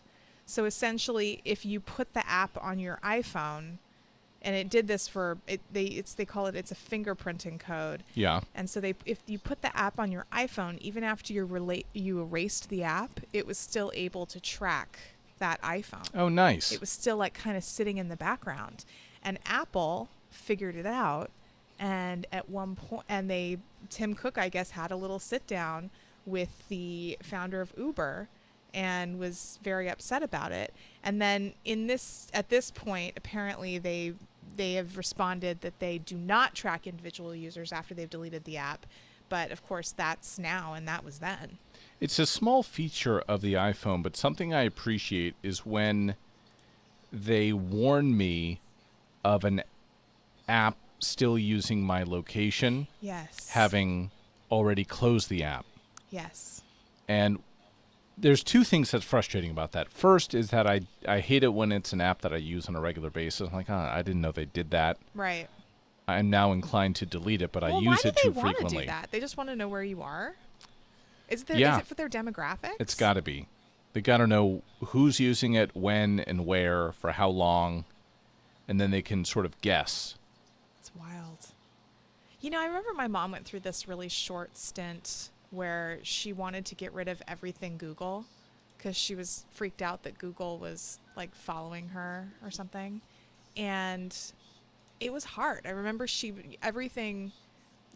like she would say that Google was kind of always running in the background, like her email. And you know, I didn't totally understand. I'm not very tech savvy in that sense, but I mean, I know that they want to track me, and it's very evident because I see the ads that are associated with things I've bought and things like that. I understand that they want to track me. It is a little annoying to me when websites force you to put in your email address just to access it. Like, that kind of bugs me, the subscription thing. They kind of, even if you're not going to buy anything, you just want to look and see what they have, you still have to like subscribe to their little world. Right. That I find very annoying.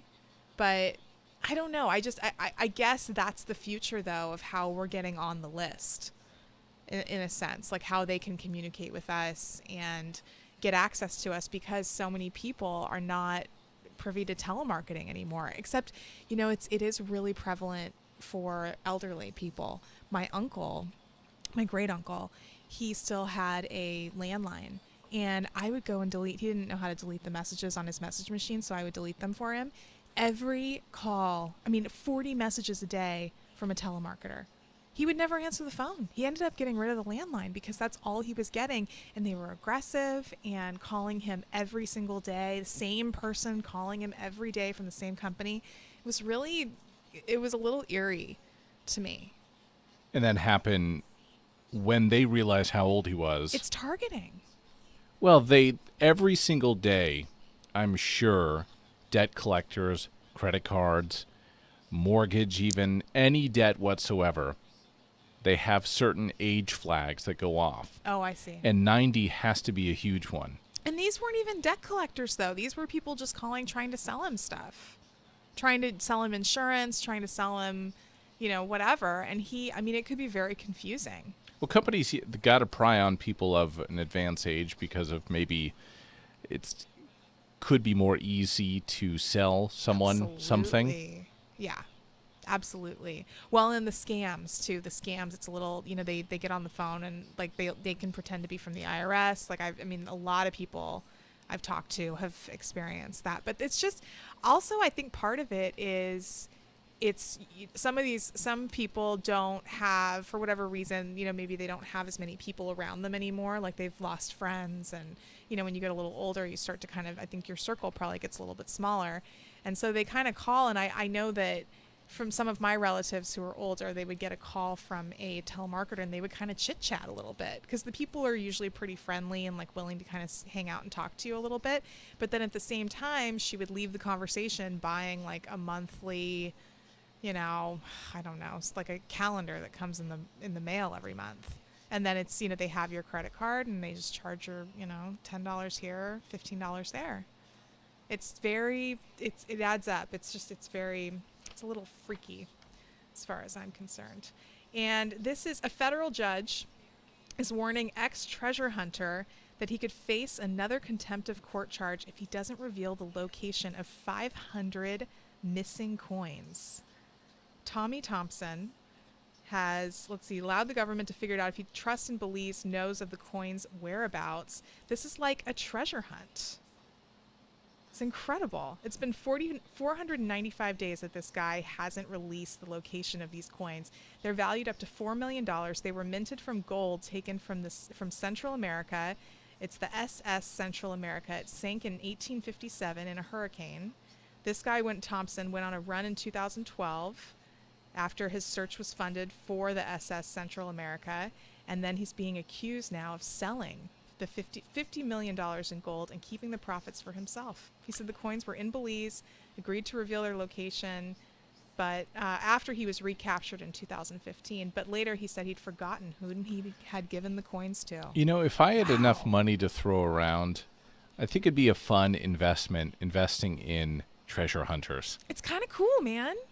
I was talking to this guy who I work with, and he likes to go out metal detecting, which is something that I've never done. Don't get me started. That sounds like a pastime I could get behind in a heartbeat. He's done 40 rings.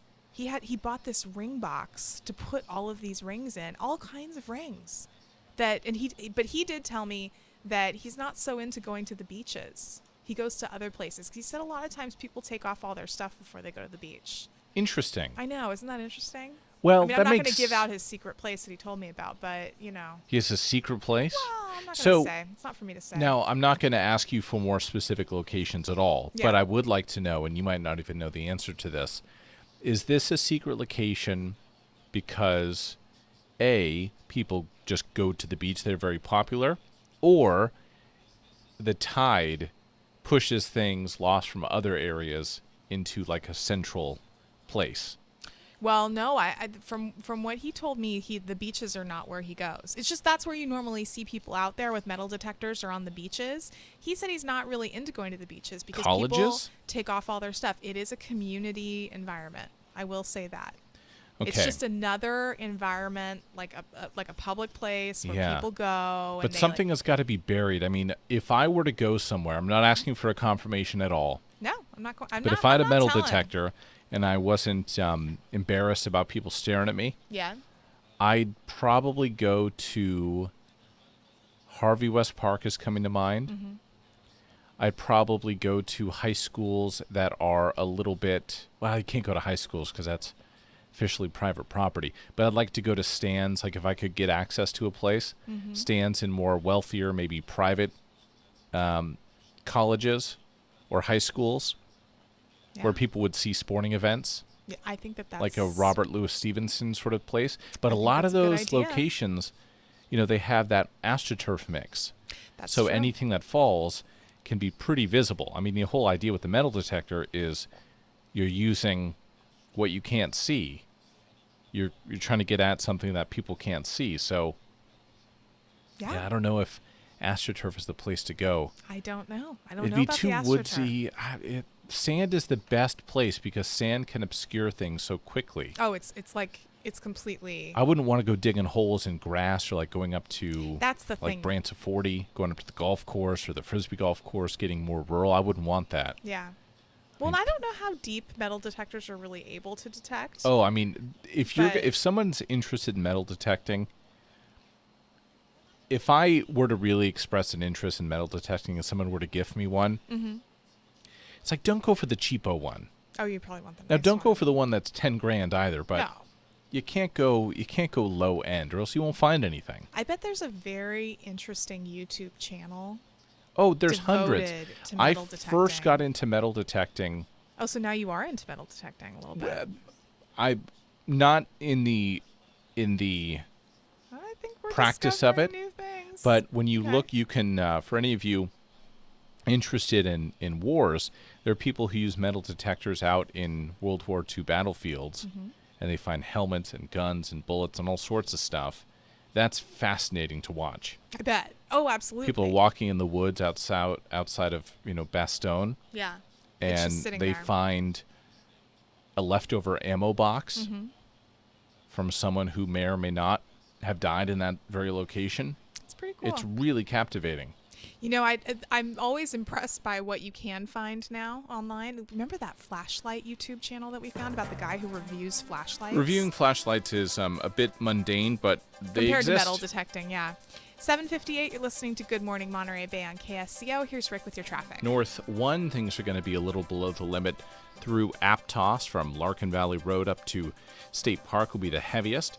Traffic is a little bit suppressed as well between Park and about Soquel Drive. No delays on 17 through Los Gatos. 101 is slow in Morgan Hill. And again from East Capitol up to 237. Towards Monterey, some heavy traffic now on South 1 because of a crash at Seaside. Traffic backed up into Marina. Another round of slow traffic from Monterey Airport down in North Carmel. This is also causing a huge backup on Highway 68 heading up towards Scenic Drive. Long way to get from Pacific Grove to Highway 1 on 68 this morning. Your weather outlook, we're looking at generally cloudy skies, some limited afternoon sun. Temperatures will be in the mid-60s. Also have a chance for a sprinkle later on today as well. Ah, little sprinkle. Very cool. I like our when we kind of change it up a little bit, our weather patterns. It's very, we get kind of the best of everything. You're listening to Good Morning Monterey Bay on KSCO. Thank you for joining us this morning. We're very happy to have you. You can always go online and tune into other shows, zbsradio.com. Coming up on the news, KSCO Santa Cruz, Salinas, Monterey, 8 o'clock. CBS News. I'm Steve Kaith, and President Trump is touting a pet project as he and lawmakers begin the push for a budget deal to try to prevent a government shutdown. Live to the White House in CBS's Stephen Portnoy. The shutdown showdown will play out every day this week until or unless both sides come to an agreement. Democrats vow to block any package that funds the border wall. Just today, the president tweets the wall as a very important tool in stopping drugs from pouring into our country. While vowing Mexico will pay for it, the White House seeks $1.4 billion from taxpayers as a down payment. Aides to Mr. Trump haven't said whether he would sign a spending bill that doesn't include that money. But some Republicans have said this is a fight that should be put off for a bit. Steve? Mr. Trump spoke today with China's president and the Prime Minister of Japan about North Korea. Complicating the effort to diffuse the tension over the country's missile and nuclear programs is North Korea's detention of an American, Tony Kim. Asia correspondent Adriana Diaz. With no direct diplomatic ties, the U.S. is working with the Swedish embassy in North Korea on Kim's case. He was with his wife when he was detained. She wasn't, and is believed to still be in North Korea. It's believed a total of 3 Americans are being held by North Korea. In a stop in Afghanistan, Defense Secretary Jim Mattis said he could not refute reports Russia is arming the Taliban, but he and the top American general did not address any specifics. Mattis spoke not long after his Afghan counterpart quit over a deadly Taliban attack that shook that country's military. This barbaric enemy, and what they do kind of makes it clear to me why it is we stand together. The U.S. Supreme Court has refused to hear the bid by General Motors to block hundreds of lawsuits over a deadly ignition switch defect. A lower court said the automaker's bankruptcy 8 years ago does not shield it from liability. Workers in New Orleans have taken down one of 4 Confederate monuments that are being removed. This one commemorates whites who tried to disrupt a biracial government in the city after the Civil War. Mitch Landrieu is the mayor now. The removal of these statues sends a clear message, an unequivocal message, to the people of New Orleans and to the people of our nation that New Orleans celebrates our diversity. The White House got hooked up to the space station this morning, and President Trump saluted astronaut Peggy Whitson, who's now spent more time in space than any other American. I'd like to congratulate you. That is really something. And I'd like to know, how does it feel to have broken such a big and important record? Well, it's actually a huge honor to break a record like this. The record was just over 534 days. When her current mission is done, Whitson will have logged 666 days in orbit over 3 flights. Wall Street, the Dow is up 215 points. This is CBS News. Hiring is the most challenging part of my job. We started using ZipRecruiter about 3 months ago. One click and my job was posted to 100+ job boards, all the top sites. All of the candidates came to my dashboard, and it's easy to compare them. And I couldn't believe the number of great applicants we got. I don't know how we hired before ZipRecruiter. Find the best candidates with ZipRecruiter, where your job is just 1 click away from 100+ job sites. And right now you can try ZipRecruiter free. Just go to ZipRecruiter.com/radio offer. That's ZipRecruiter.com/radio offer. Are you looking for senior care for your mom or dad but don't know where to start? Hi, I'm Joan London with The Place for Mom. Nobody knows your parent or loved one better than you, and nobody knows senior living better than the experts at A Place for Mom. It's a free service, and we've helped thousands of families find the right place for their mom or dad. There's a place for answers, A Place for Mom. Call today. Call A Place for Mom at 1-800-379-1174. That's 1-800-379-1174.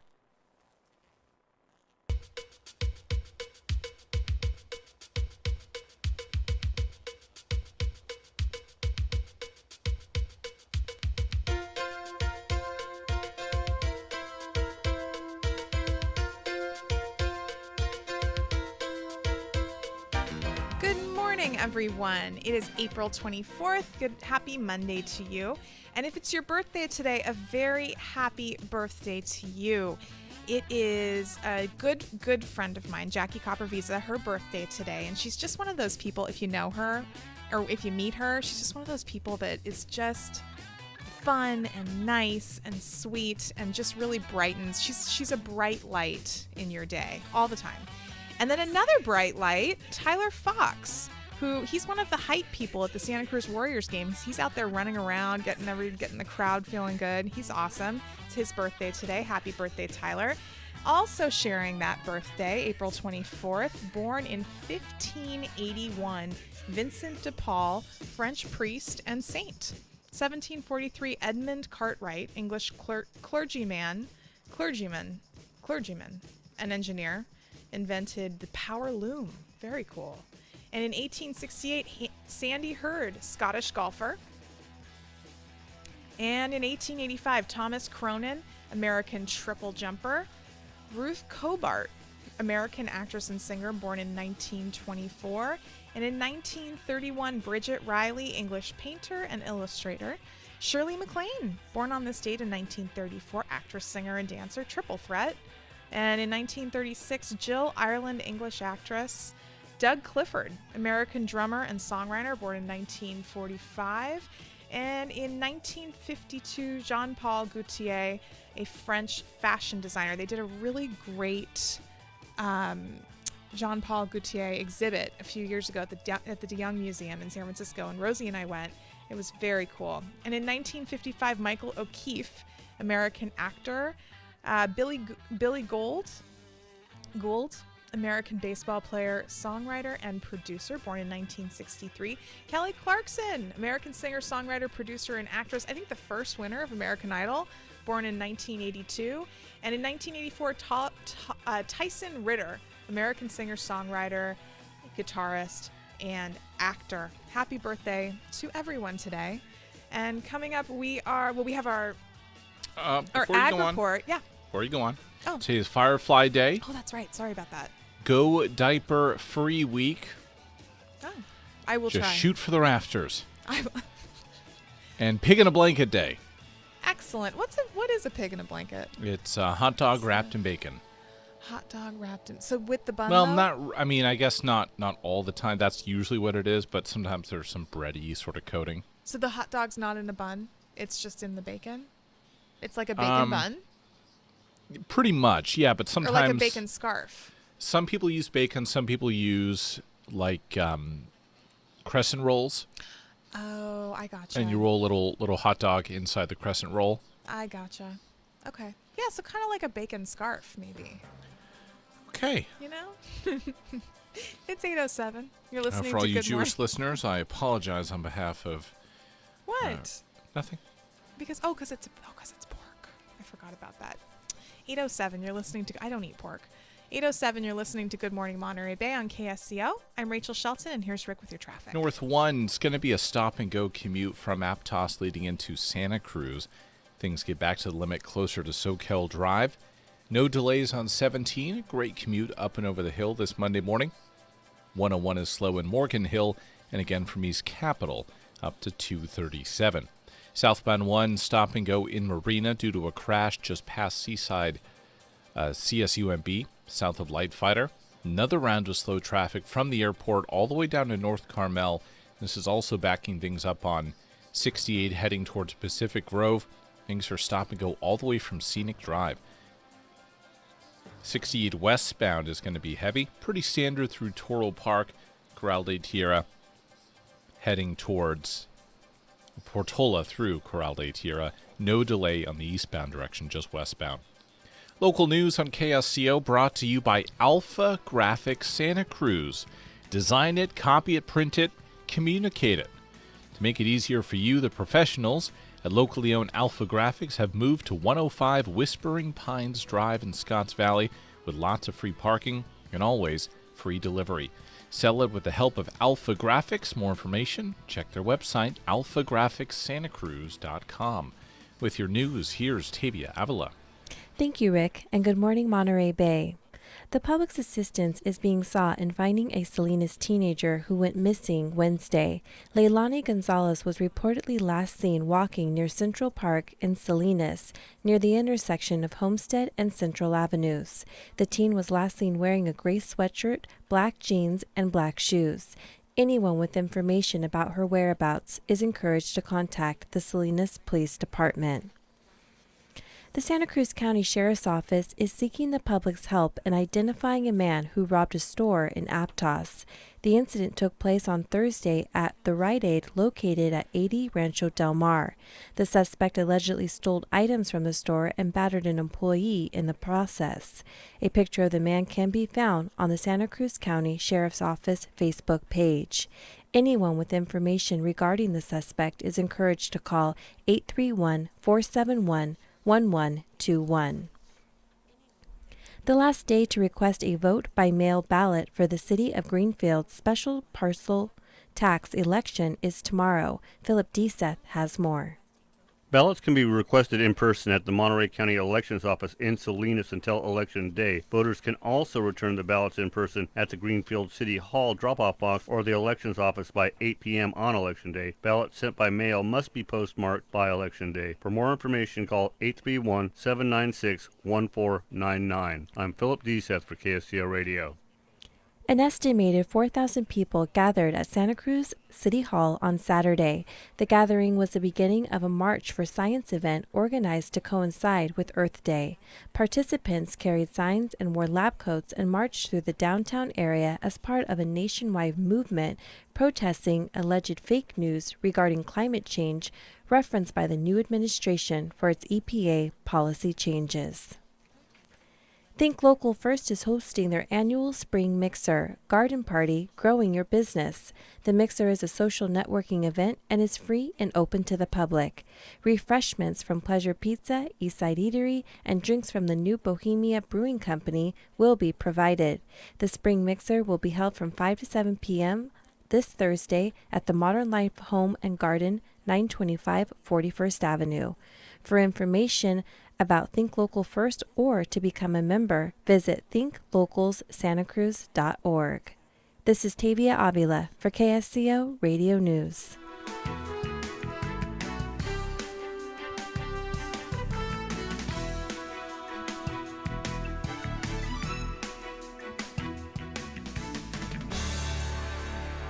Hi, registered pharmacist Ben Fuchs here. I've been studying healthy bodies for 35 years, and what I've got to tell you may shock and surprise you, but if you listen up, it may change your life. If you watch any TV these days, it's nearly impossible to avoid the ubiquitous commercials for prescription medicine. One of the most important questions we need to ask ourselves when we're watching is, what are the promoters of these pieces trying to accomplish? Whose health are they trying to improve, ours or their bottom lines? Recently, I saw one of these ads that I found particularly problematic. It was for a testosterone product that is supposed to treat something called low T, or low testosterone, where the manly hero explains the condition has nothing to do with us, it's just a number. And all you have to do to address this distressing dilemma is get a prescription and raise the number. The problem is, low T is not just about a number, it's about our bodies. And it's a sign that something is wrong, and it has everything to do with us. What's worse, all drugs has side effects. According to Morgan & Morgan, a law firm that is seeking victims for potential compensation for adverse reactions, these unpleasant toxicity symptoms include strokes, heart attacks, blood clots, and pulmonary embolisms. By making better choices, we can take care of our hormones on our own.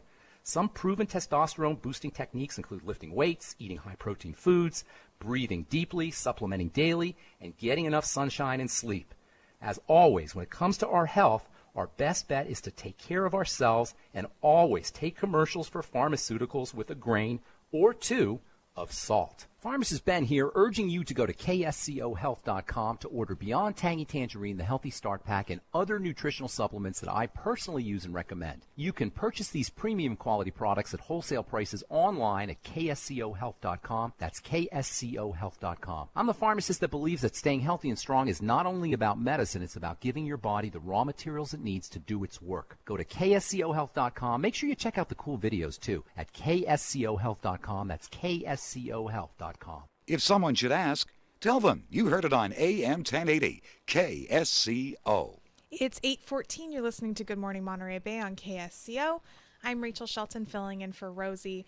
I just read this very terrifying story. These two people were diving off of, is it Mallorca in Spain? Yeah. Mallorca. And they had an equipment malfunction so that the two people had just enough air for one person to make it back up to the surface. They were that deep? Yes. I guess you have to go slow to balance the pressure. And what is that called? I forget. Yeah, I don't know. But yeah, you have to go really slow to the top. So instead of sharing what they had left, what they did instead, which a local underwater police agent told this article that underwater police? Yeah, I didn't know that they had that. So the underwater police said that would have been like complete suicide if they had both tried to surface with not enough oxygen. Instead, one of them remained behind. They had found an air pocket in a cave underwater. Kidding. That was about 40. It was big too. It was like 40,000 square feet. There was with only brackish water to drink.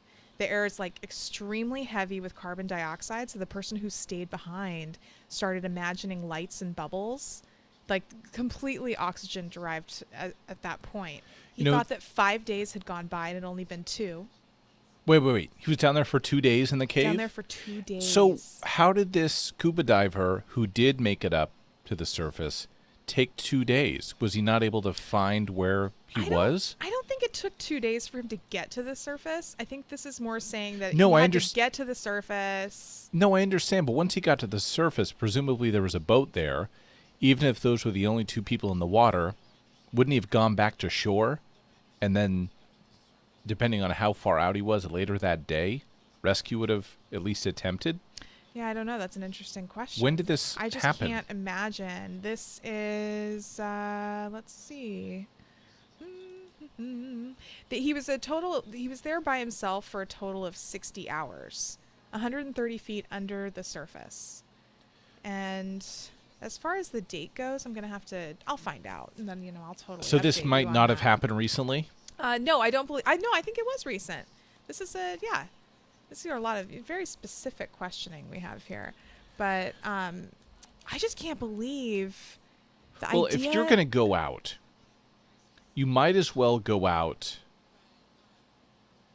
being deprived of oxygen in the way that he was. Now, being deprived of oxygen while drowning, I've heard drowning is painless. Yeah. You're fearful, but once the water gets in, you kind of just sort of shut down. Mm-hmm. And it's a very odd sensation from people who have drowned and then been resuscitated.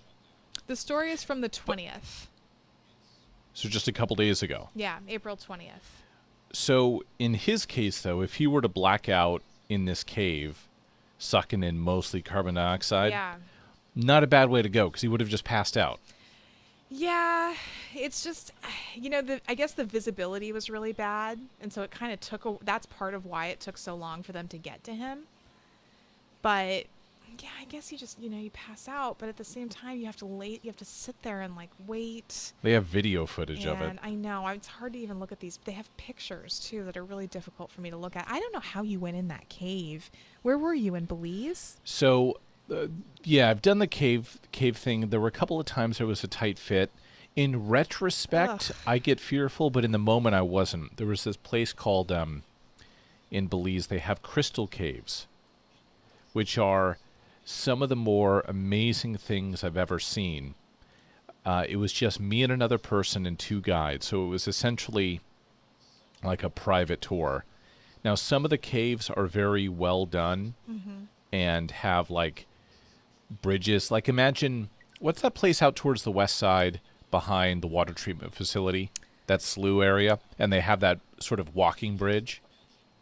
Some of the crystal caves in Belize have kind of areas to walk. Others are off the beaten track big time. And the one we went to, I think it was because it was just me and another person. We went to the off the beaten track one. Yeah. And it was remarkably, it felt like you were trespassing the whole time. Like we had just broken into a place that had never really been accessed since the Mayans. I mean, we were told the Mayans had all sorts of celebrations, sacrifices in there. And the whole wall, everything was sparkly. So when you shut the lights off, I've never been in a place so devoid of light. Wow. Oof. And then when he put on a flashlight, the whole room came alive. That's amazing. It's very cool. I think it would be very. I just know. No, I know I couldn't do it. Not for me. Trying to find, this one was the Crystal Cave in Belmopan, Belize. You had some cool pictures. I just couldn't believe, like, some of those pictures, you're trying to kind of squeeze into these. Like, I would look at that and be like, not gonna put my body in there. So it's too tight. I'll link this later today to the Facebook page because it's something I can never wrap my head around. There's quite a few cave systems in the Midwest, especially around like Missouri and Kansas. A lot of caves. Mm-hmm. And people go diving in these caves. Oh, but yeah. the caves are so tight that you have to side saddle your oxygen. You have to have the oxygen tanks underneath your arms. Yeah. Not along your back, otherwise you wouldn't fit. Oh, no. Yeah. Oof. There's a video in particular of a person getting stuck while splunking. Mm-hmm. I've never seen anything more terrifying because he tries to fit into this cave out the other side. He gets stuck. He gets pinned in his shoulders. Some of the group have already made it to the other side. Mm-mm. And they film him because he has the helmet on his hat, the one that's stuck. And he passes his helmet through the cave to the person who made it through. And they film him not just stuck in the cave, but like the water is splashing up against his face as it's running through. Yeah. Absolute anxiety triggering. Oh my God, absolutely. That's a very, God, there's this Jack Reacher book. I think it's the second one, and I read at night. In the middle of the night, I'll wake up and I won't be able to go back to sleep, and I read to kind of like calm Why would you read that yourself book? down. Well, I didn't know that this was going to happen, but there's this scene. Jack Reacher's like a really big guy. He has like really broad shoulders and he's really tall in the book version. In the book version, he's not Tom Cruise. He's Let me not. just Yeah, say he's not that. Tom Cruise. Let's He's just not a be real pipsqueak. here. He's not a pipsqueak. Is he a Scientologist in the book? No, not a shocking. Scientologist either. But in the book, he has to crawl underneath, I think it was. Oh, he has to crawl through this, crawl underneath the ground to get out of a building without people seeing him. And the book very, eerily just describes him getting stuck and having to free. Oh, it is horrendous. I was laying there reading. I had to take an Ativan. I couldn't go back to sleep after that. It was not relaxing whatsoever. I've posted the video on the Good Morning Monterey Bay Facebook page. Mm-hmm. It's a guy getting stuck in an area called the Tube, which is a popular, let's call it, transition in John's Cave, Ugh. which appears to be somewhere in England. Ugh. But this video features two divers in a cave, obviously, and they're looking under this wedge rock at where they're going to pass through. Yeah. And then this guy crawls through, and he gets stuck. And being stuck in a cave is one thing. Being stuck in a cave with the addition of flowing water. Oh, God. Because I just imagine Jiminy plugging Christmas. it to the point where it fills wherever you are. Oh, dear. So this video is nearly 4 minutes long. This one nearly gave Rosemary an anxiety attack. Yeah. Yeah, I think it's not. Watch it while you're sitting in a field. Not for all of us. Yeah, you need to be in an open space, I would say. Watch That's it while very... someone 4 times your size is sitting on your chest. Oh, my God, no. Oh, my God, no. This is another very odd story. McCain Foods is recalling frozen hash browns. Where'd you go? Oh, I don't know. I don't know where I went. I was right here the whole time. McCain Foods is recalling frozen hash browns from stores in 9 states because the potatoes may have been contaminated with extraneous. Is it extra? No, it's extraneous. Sorry about that. Golf ball materials. So where is McCain Foods located? They are located in, let's see. They're located in Canada. Oh, perfect. Are they next to a golf course? I don't know. Or is this just this says hey, we have the facility to process roundish things? This is a very strange way to explain what happened, just on the behalf of the company. The recall notice said that golf balls apparently were inadvertently harvested with the potatoes used to make this product. Yep, they're adjacent to a golf course. And chopped up So Very all of you, interesting, including myself, terrible golfers in Florenceville, Canada, Mm-hmm. shanking or slicing your drives and saying, oh, it's no problem. It's just going to end up in the potato field. It's kind of a well, big deal. You're ruining someone's breakfast. Kind of a big deal. As a bunch of people gnawing on Titleist husks. Yeah. They're 2-pound bags. How did they initially find out about this? It's a good question. We don't know the answer of that, but it's a very good question. I'm assuming. And why didn't workers from the field, there are no nets, which seems dumb. Maybe they're using machinery. Maybe they're not using people. Every time I ever see one of those videos of an assembly line, how it's made, Mm-hmm. there's always a group of people who are Watching. staring at a conveyor belt filled with product, and they're picking out things that don't look right. Yes. Would a that's golf true. ball next to a potato? There's no red flags here? It would be a discrepancy. Maybe the conveyor belt was moving too quickly. Or maybe there was Lucille Ball working on it. That's what I was thinking. Maybe it started moving faster and faster. That's such a good episode of I Love Lucy. It's such a good episode. So have people been harmed at all? No, unknown. I don't think so. It does say consumption of these products may pose a choking hazard or other physical injury to the mouth. That's physical injury to the mouth. That's a part of the recall, yeah. Don't want that. No physical injuries to the mouth. That's for sure. Well, I've never heard of McCain Foods, so now they are forever associated with golf ball potatoes. The golf ball potatoes. And it does make sense. They're being right next to a golf course. That was a good conclusion to be gleaned from that.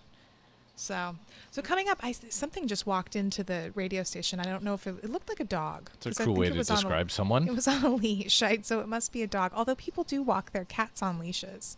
I've seen it. No, very few people do. But people do. There are some cats, I think, that you are... don't take those people seriously.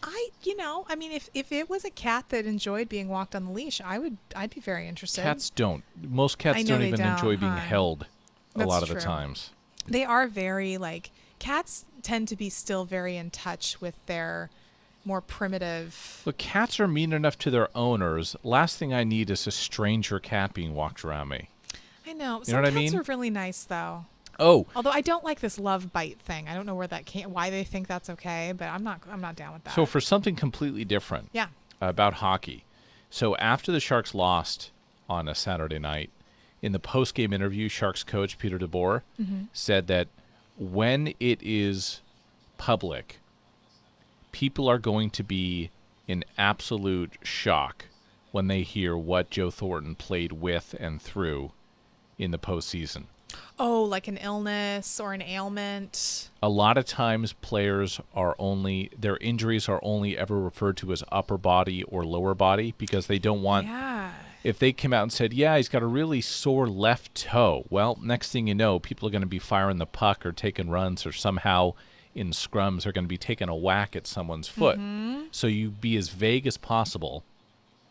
And so what we're thinking, and this would be absolutely insane, people are thinking he might have torn his ACL and then wrapped it up so tightly with the training staff that apparently with your knee, with sometimes when you injure your ACL, you can do okay going left to right and not front to back or vice versa, depending on how it's injured. So it's thought right now that Joe Thornton might have torn his ACL, then continued to play in the playoffs. Wow. He just said, I don't know why he wouldn't make it known himself since the Sharks were eliminated. Yeah. There's no more benefit. Right now, the rumor is that Joe Thornton is retiring, being 38 years old, torn ACL. That's going to mean surgery and recovery. Yeah. That's going to be at least 6 months. It's going to it's going to really make his season next year difficult. It's probably time. He talked about his teammates in the past tense. It's been a really yeah. So he's starting I the hope transition. Not. Yeah. No, not that. I mean, not like that. But I just mean, they probably, when you've been doing it for that long, I mean, that's his identity. He's, that's who he is. He's a hockey player. I was thinking about hockey too, compared with like baseball or football. And I was trying to think about which injuries are probably most prevalent to different sports. Like, football, the traumatic brain injuries, that seems to be very common. Baseball, you get a lot of back injuries because there's a lot of twisting. Shoulder, that kind of thing. But hockey, I feel like it could be anything. You're Hockey, on skates to begin with. A lot of the hockey injuries, they seem to be broken up in two main areas. So first is head. Yeah. Because you get a lot of sometimes head hits the ice, puck hits the head, hit to the head. But then you get a lot from the knees down from block shots and also going awkwardly into the boards. Yeah. For all the hip check and all the shoulder on shoulder checks, hockey has a remarkable lack of separated shoulder or otherwise shoulder injuries. Mm-hmm. It's head and it's legs. Interesting. Well, and the fighting is probably the least dangerous part of it. That's probably where they don't get the fights injured as look much. a lot worse. Yeah. In hockey, and a lot of the injuries sustained in fights are players' knuckles hitting the helmet and visors of their opponent. Yeah, it just seems like their bodies are just they're like warriors. It's 8:30. You're listening to Good Morning Monterey Bay on KSCO. I'm Rachel Shelton, and here's Rick with your traffic. North 1 is going to be slow in Aptos, Larkin Valley Road up to Freedom, and then again from Park Avenue towards about 41st. 17, no delays. 101 looks good to San Jose, but not through it. Traffic slows down at East Capitol up to 237. Heavy traffic on southbound 1 getting into Monterey. There's been a crash at Fremont. 2 vehicles involved. 1 lane is blocked. Traffic backed up from the 68 Highway 1 interchange on Highway 1 all the way back up to CSUMB. So that's a pretty good backup on South 1 this hour. Your weather outlook today, we're looking at generally cloudy skies, some limited afternoon sun. Temperatures going to be in the 60s. Have a slight chance for a shower from about noon to 5 o'clock today. 8:31, time for local news with Tavia Avila. Thank you, Rick. The Watsonville Police Department is seeking the public's help in identifying a man who allegedly touched a 16-year-old girl in a sexual manner at a store. The incident took place on Friday at the CVS Pharmacy located on 490 Rodriguez Street. After the unwanted touching, the suspect fled the store in a black BMW. The suspect was described as a Hispanic male, mid to late 20s, with short dark hair, light complexion, and a goatee. A picture of the suspect can be found on the Watsonville Police Department's Facebook page. Anyone with information regarding this incident is asked to contact the Watsonville Police Department. A 25-year-old Marina man is expected to be sentenced to spend 18 years in prison and have to register as a sex offender for the rest of his life. Peter Moore did not contest charges that he forcibly molested a 13-year-old girl back in 2015. Moore is now scheduled to be sentenced June 1st in a Monterey County courtroom.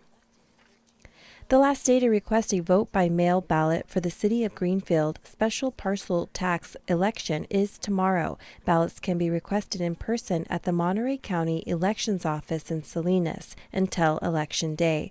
Voters can also return the ballots in person at the Greenfield City Hall drop-off box or the Elections Office by 8 p.m. on Election Day. Ballots sent by mail must be postmarked by Election Day as well. For more information, call 831-796-1499.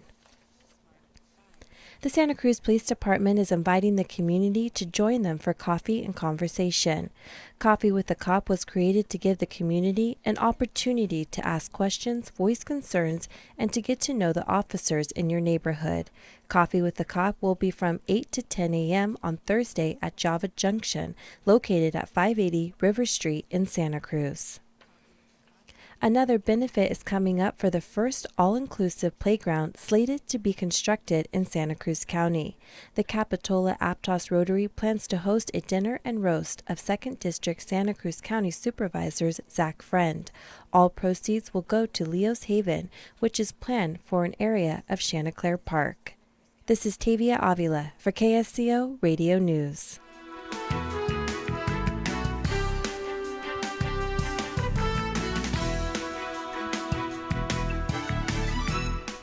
Here's a little secret I'm telling you. Take a little pledge called the 2x2. Spend $2 on local food each day and get 2 friends to do the same and play. Oh, they'll spend their money and when they're through, they'll get 2 friends and do it too. We can eat our way to economic security and personal freedom. It won't cost an extra dime, and it will be so easy, it will make you blush. All it takes is 2 numbers. One is 2, the other is 2, 2. Join us. Take the 2x2 pledge. There's a little secret I shared with you, a simple pledge called the 2x2. You can do it. It don't cost much. It's so easy it'll make you blush. Pledge 2 local bucks each day. Get 2 others to pledge and play. Take your 2x2 pledge at metrofarm.com. 2x2. Healthcare that fits your Santa Cruz lifestyle. That's why Dignity Health Dominican Hospital and Dignity Health Medical Group Dominican work with you to make personal choices regarding your health. It's the type of care we can offer because we're more than just a hospital and medical group. We're part of this community. Visit DominicanHospital.org to find a doctor and start living healthy today. Healthcare that fits your Santa Cruz lifestyle. Dignity Health. Hello, human kindness. Billy, I need a co-host. And you're looking at me? I'm looking at Luigi. Oh, Luigi, the computer guy. Yeah, that guy. Hey, Luigi, you want to be my co-host? You mean like on the radio? Yes, on the radio. Heck yeah, dude, I'll be on the radio with you. That sounds awesome. When you do the show on the air, are you going to do it with more than one microphone? Because the noise when you swing it back and forth is kind of annoying. Squeaky's fine. All right. When's the show start? It's going to be Wednesdays from 7 to 8. KSCO.com. Don't miss it.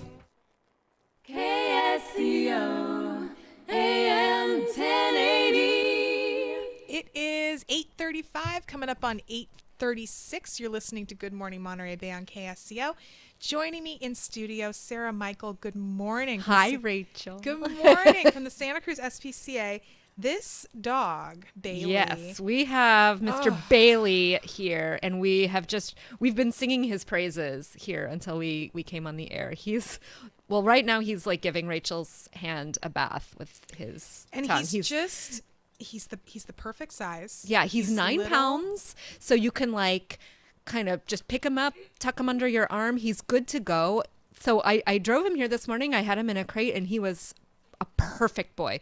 Not a peep, excited to go on a car ride. And as soon as we got in the crate, put his little head down like, okay, here we go. Where are we going? He's so I'm into it.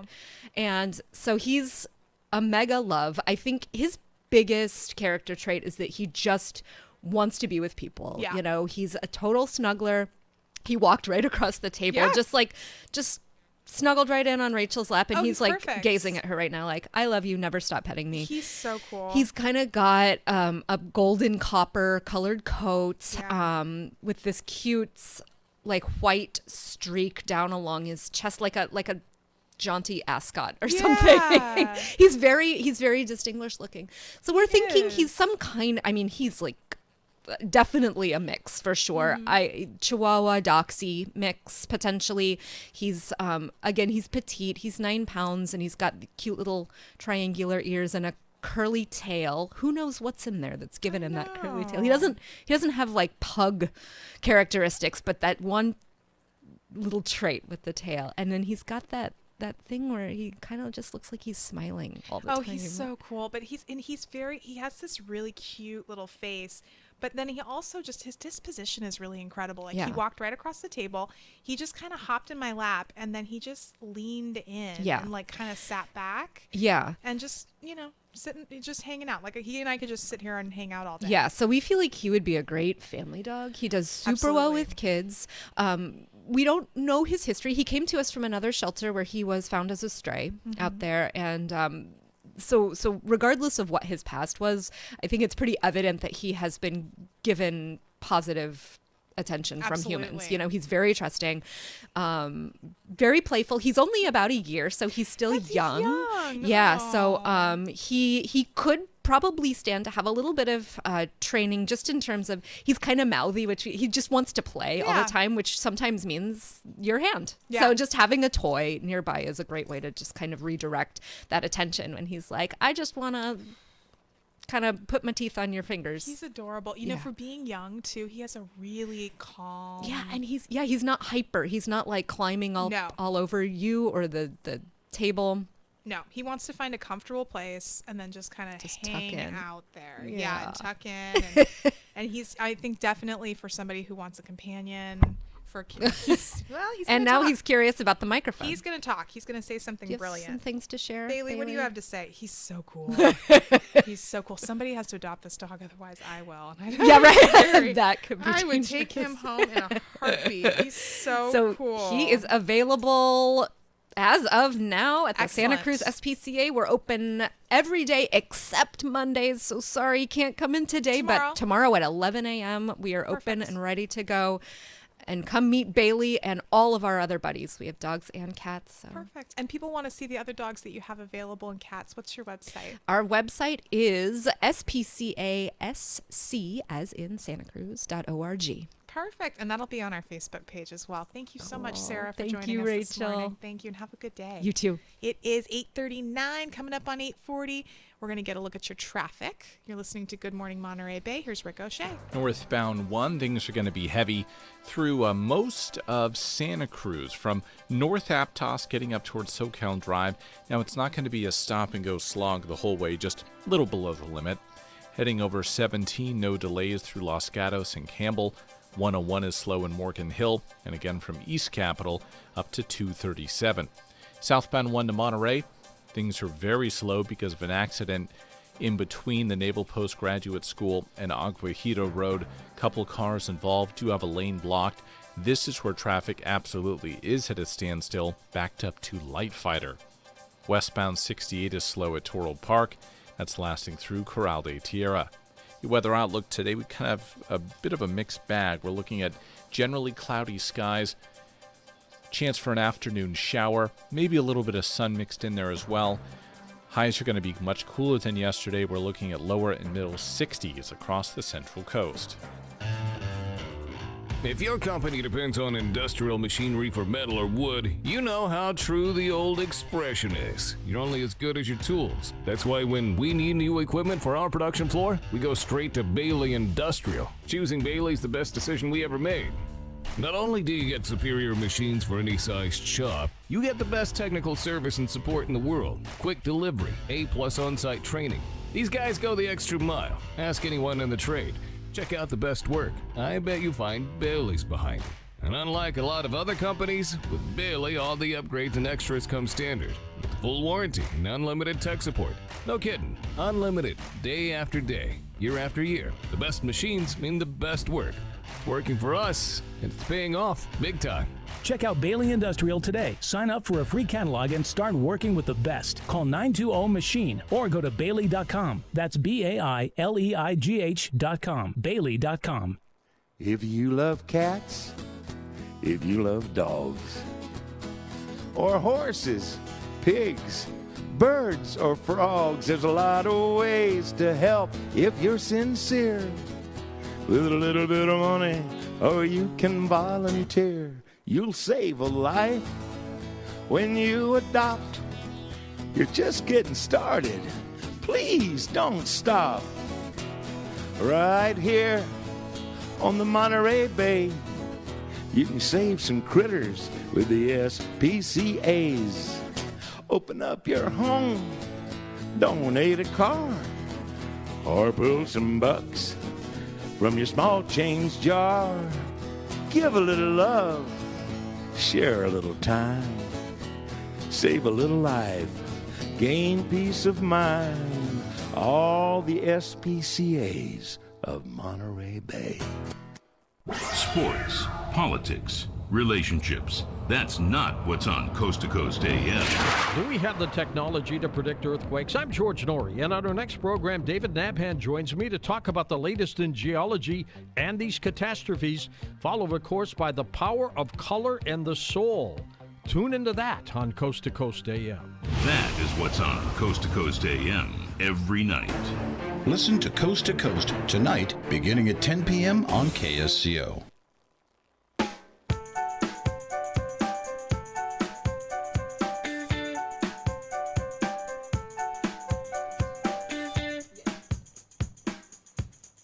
It is 8:43. You're listening to Good Morning Monterey Bay on KSCO. I just had myself a delicious strawberry, and joining me in studio, Bella. Good morning. What was your last name? It's Headkey. Bella Headkey. Good morning, Bella, and good Morning. morning to Javier Zamora. Good morning. Oh, good morning. How are Thank you you? so much. I'm good. Thank you for joining us. And so this is our ag report, and we are being, oh my God, gifted with these beautiful strawberries. How So exciting. many. Freshly picked. Absolutely wonderful. Well, thank you. So what, and you were saying that these strawberries were picked an hour ago? That is correct. We're just about 45 minutes away from here. Louise. And before I came this way, I asked one of my workers to pick those strawberries so I can bring them out to you guys. That's very nice. Thank you. That's as fresh as it can get without you visiting the farm. I love it. Thank you so much. Well, yeah, take it away. Bella. All right, Thank so you. we have Javier Zamora, and he's a grower and owner of JSM Organics in Royal Oaks. We've got a few questions. I saw you're featured in the Sentinel, so you flagged us. And my first question for you is, how did you go from being an undocumented farm worker to a farm owner? Well, I think it's such a long... That's very long. Well, yeah, I know. We only have 10 minutes. Well, I know. I think it's a process that a lot of people have gone through, and I'm one of the very blessed ones that have achieved, these things, or my goal in this beautiful country. I was 20 years when I first came to the States, and I lived in LA for a few years and didn't really farm until I came to the Watsonville area. But so many things in between. Were there any pivotal moments or pivotal people that helped you?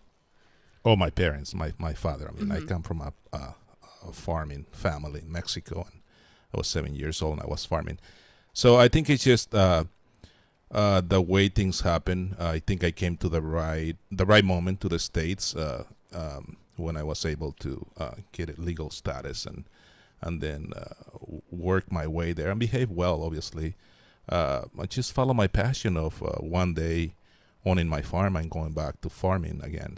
And that's exactly what happened after I moved up north to the Watsonville area. I was able to start farming again, and was blessed to go to college at the age of 43 and first to get my GED and all those things. And then, this area, it's such a beautiful area for someone whose passion is to farm, and that's my passion, to grow food and make it accessible to people. That's wonderful. I think everyone wants to follow their passion. I think when you get to that point, you can leave this earth very happily. And absolutely. It's the most important thing. Yeah.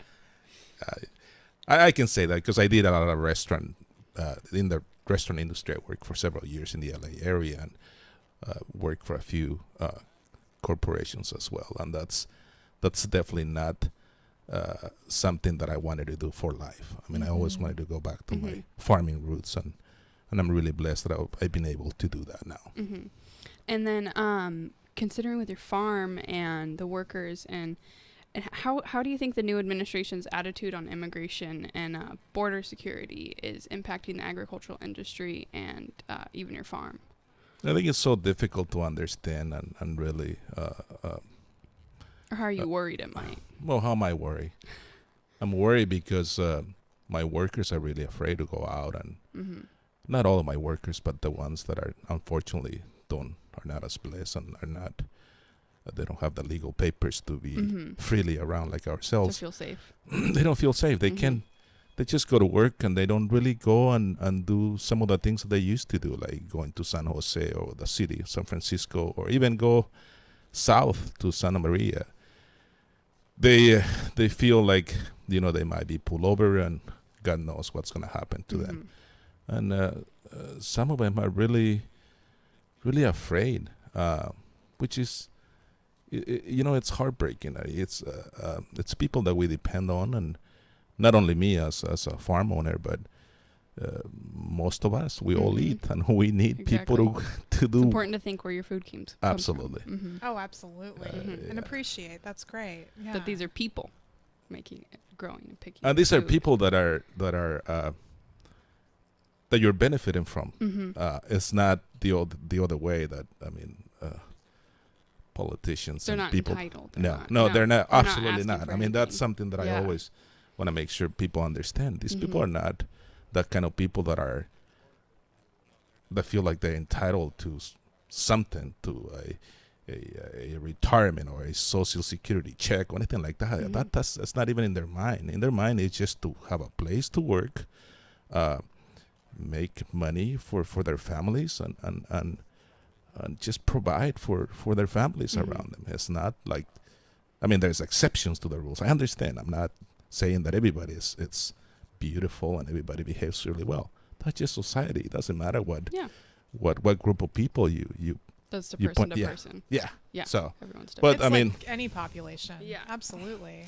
Absolutely. So it's just to kind of pinpoint someone or a section of our population. I think it's not the right thing to do. I think these people that are trying to convince others to benefit economically, or just they're not really realistic. That's not our reality. Our reality is that we need these people to pick our berries, to grow our lettuce, and to do the work that unfortunately other people do it. Yeah. I mean, unfortunately, people from the city are not used to doing that, and they're not going to come out to Watsonville, Salinas, and break their backs for 10 hours for $100. Yeah. They probably wouldn't even do it for $300. Right. So if that were the case, think about the real price of food that it's going to be. Yeah. Go way up. And the amounts that we're going to have available. We're not going to have the food available. That's just a fact. I'm not making this up. It's a little short-sighted considering that we all do eat food. It is a little bit. Come on, guys.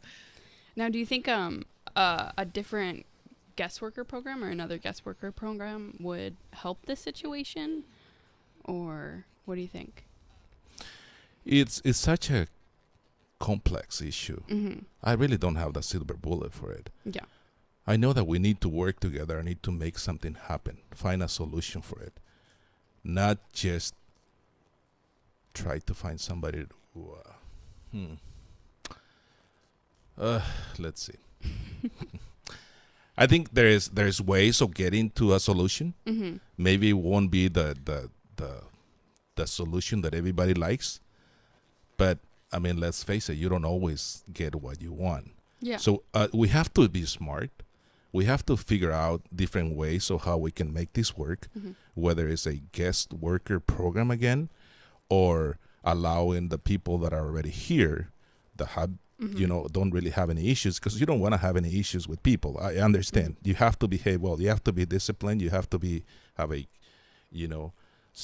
have to be a good citizen, even though they might not have a citizenship, but you have to make sure that the people that that will get into this program really deserve it. And I know 99.9% do. It. Let's just not be in denial, right? So let's find a way. And kicking them out is not going to solve the problem. No. There's still going to be a gap for working. That's ridiculous. Yeah. Yeah, and there has to be a solution that in which we can keep this float going, to where there's got to be something. You just have to figure it out. Things that the public must do is engage in what reality is. Find out what really takes to grow food. Who's really doing it? What it takes. Come out to the farms. Be more involved with Absolutely. How your food's made. Yeah, don't just hope to go to the store and try to find zucchinis in winter when they don't even grow around here, or you want strawberries year round. Of course they're going to come from other places. Just be involved. See what it takes, see where things come from, see who's doing it, what they're getting paid for, what the reality is, who's behind all these. Not just try to blame a section of the population that all they're doing is providing food for you and your families to survive, right? At a low cost, too. Well, and going to a farm is so cool. Where is your farm located? My farm is it's in Aromas and Royal Oaks. Royal Oaks is between Watsonville and Salinas, or Aromas. It's Las Lomas, I think. Yes, I believe so. I think if another section of the population would live there, it would be called the Hills. Oh, yeah. Not Las Lomas. Yeah, if you know what I mean. But, so yeah, that's where it's at. It's just about maybe 25 minutes without traffic away from Santa Cruz. And do you grow all year? No, I need to have some time off. I my would family. think so. Thank goodness. Well, I do, but on a very small scale. Usually about 11 months out of the year. So December and a little part of January, I try to have some time off so I can continue educating myself and sharing what we do with others and going to different workshops and stuff. And no, strawberries don't usually grow around here in December and January. Right. Yeah. And they're going to taste the best now, too. Yeah. Oh, absolutely. And what other crops do you grow? Well, not only strawberries is the main crop, but we also grow a lot of vegetables and flowers, raspberries, blackberries, lots of heirloom tomatoes and green beans and beautiful flowers. Flowers that you don't really see that often. We do a lot of perennial stuff. And you sell those to the store for arrangements? Oh yeah, most of my stuff locally here goes to New Leaf Community Markets, which has been a really great supporter for me on my farm, and that's they're part of the growth of my farm. They've been really good since almost I started 3 years ago. I think more stores now I can supply more of the stores. I used to just supply like one or two. Now I think they now ask it's a me larger size. Yeah. Now they go, I guess you're big enough for us, so I can I have like 20 some acres of strawberries this year, so that's great. I can definitely Great. supply We got all a of the bunch stuff. in here, and they're delicious. No wonder, too, because New Leaf's produce section is always just beautiful. It's wonderful. I love when you walk in there and you can see all the fresh. An impressive produce array is just, there's nothing like it. It's just, yes, it's amazing. It's in our area, we're so blessed that we are surrounded by so many farms and local produce that you can get. I mean, it doesn't matter what time of the year you go, you'll find something beautiful. And when you are far away from the area, you don't have the luxury of having all these beautiful products that you just described. But we try to reach out to people that are a little farther away, so also to provide good fresh strawberries and other vegetables. That's so great. Okay, JSM Organics, Javier Zamora, JSMorganicsfarm.com. You guys are in Royal Oaks. People can find you at New Leaf.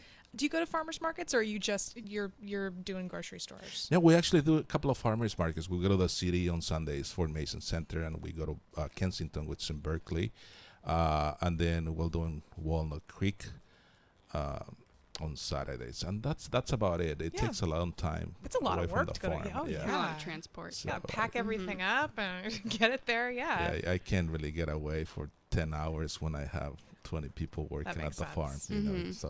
So you gotta be careful on what you do. But yeah, so New Leaf Community Markets and other small stores around, you can find them. Perfect. Thank you so much for joining us this morning. Thanks for coming out and coming from the farm this morning. Oh, thank you for inviting me. It's such a pleasure to be here. And come and visit the farm. People are always welcome to come and visit the farm. Should round up some housemates and head over there. Absolutely. And thank you for the strawberries. These are delicious. It's strawberry time. How Yay. exciting. Thank you so much. Gracias, adios. Thank you, Bella. Thank you, Javier. It's 8:57. Here's Rick with your traffic. Northbound 1, just a little below the limit, getting through Aptos, starting at about Larkin Valley Road and Freedom Boulevard. Things are just a little depressed up towards Park Avenue. By 41st and Soquel, everything is back at the limit again. 17, you'll slow down at the Summit. Picking up, though, at Summit Road. No delays on 101 North. Getting into San Jose, things will slow down, though, once you're there. East Capitol in pockets up to 237. Southbound 1, quite heavy from CSUMB down to Monterey because of an earlier crash just past Highway 68. West 68 also slow at Toro Park and again near Corral de Tierra. Your weather, we're looking at generally cloudy skies, maybe some limited afternoon sun, also leaving open the possibility for a shower. Just a chance of it right now later in the afternoon. Nothing more than really a sprinkle. Your high temperatures today in the middle and upper 60s. Right now it's 55 right here at KSCO Studios in Santa Cruz. You devote yourself to an ideal. Committed to keeping you informed. You become something else entirely. The best hope News. for peace in our Traffic. Weather. Increasingly freezing. Sports. Market reports. Rates will be going up. Where are you? One station. With that big sound, it's gotta be KSCO. It's 8:59. You're listening to Good Morning Monterey Bay on KSCO. Did you check out the video yet? Which, oh no, on I'm the not watching that video. Good Morning Monterey Bay Facebook page. Check it out. Check it out. I can't watch that. Did you watch the video, Elise? I can't watch that video. No, I can't watch it. The woman from the SPCA who was in here said that she was getting a little creeped out just listening to us describe it. Yeah. I think that's fitting. So, are we allowed to tell or share Rosemary's secrets? I don't know. Is there a secret? Kind of. Oh. I think I'm gonna leave it up to her, but if people are close enough to her, they might have an idea. They might see it. I Because think it's a fairly public secret. Absolutely. You've seen it, Elise. I've seen it. We like it. Thank you for joining us this morning. You're listening to KSCO Santa Cruz Salinas Monterey. Coming up on 9 a.m. Time for CBS News. CBS News. I'm Steve Kathan. A show of American military might is closing in on the Korean Peninsula. The aircraft carrier Carl Vinson. Pentagon correspondent David Martin with the latest. The Vinson battle group, which has been reported now for 2 weeks as being headed toward the Korean Peninsula, is now actually nearing the Korean Peninsula. It's just south of the Tohara Strait, which is between Okinawa and the Japanese main islands. And once it passes through that straits, then it will go north up into the Sea of Japan. North Korea detained an American man over the weekend to complicate the dispute over the country's missile and nuclear programs. UN Ambassador Nikki Haley told CBS this morning the country will likely try to use him as a bargaining chip. This is something we never want to see happen, but I do think that it's North Korea just trying to show their strength again, and what we're going to say is it's just not going to work. On Twitter, President Trump made it clear he wants border wall funding in any new budget deal. CBS's Margaret Brennan.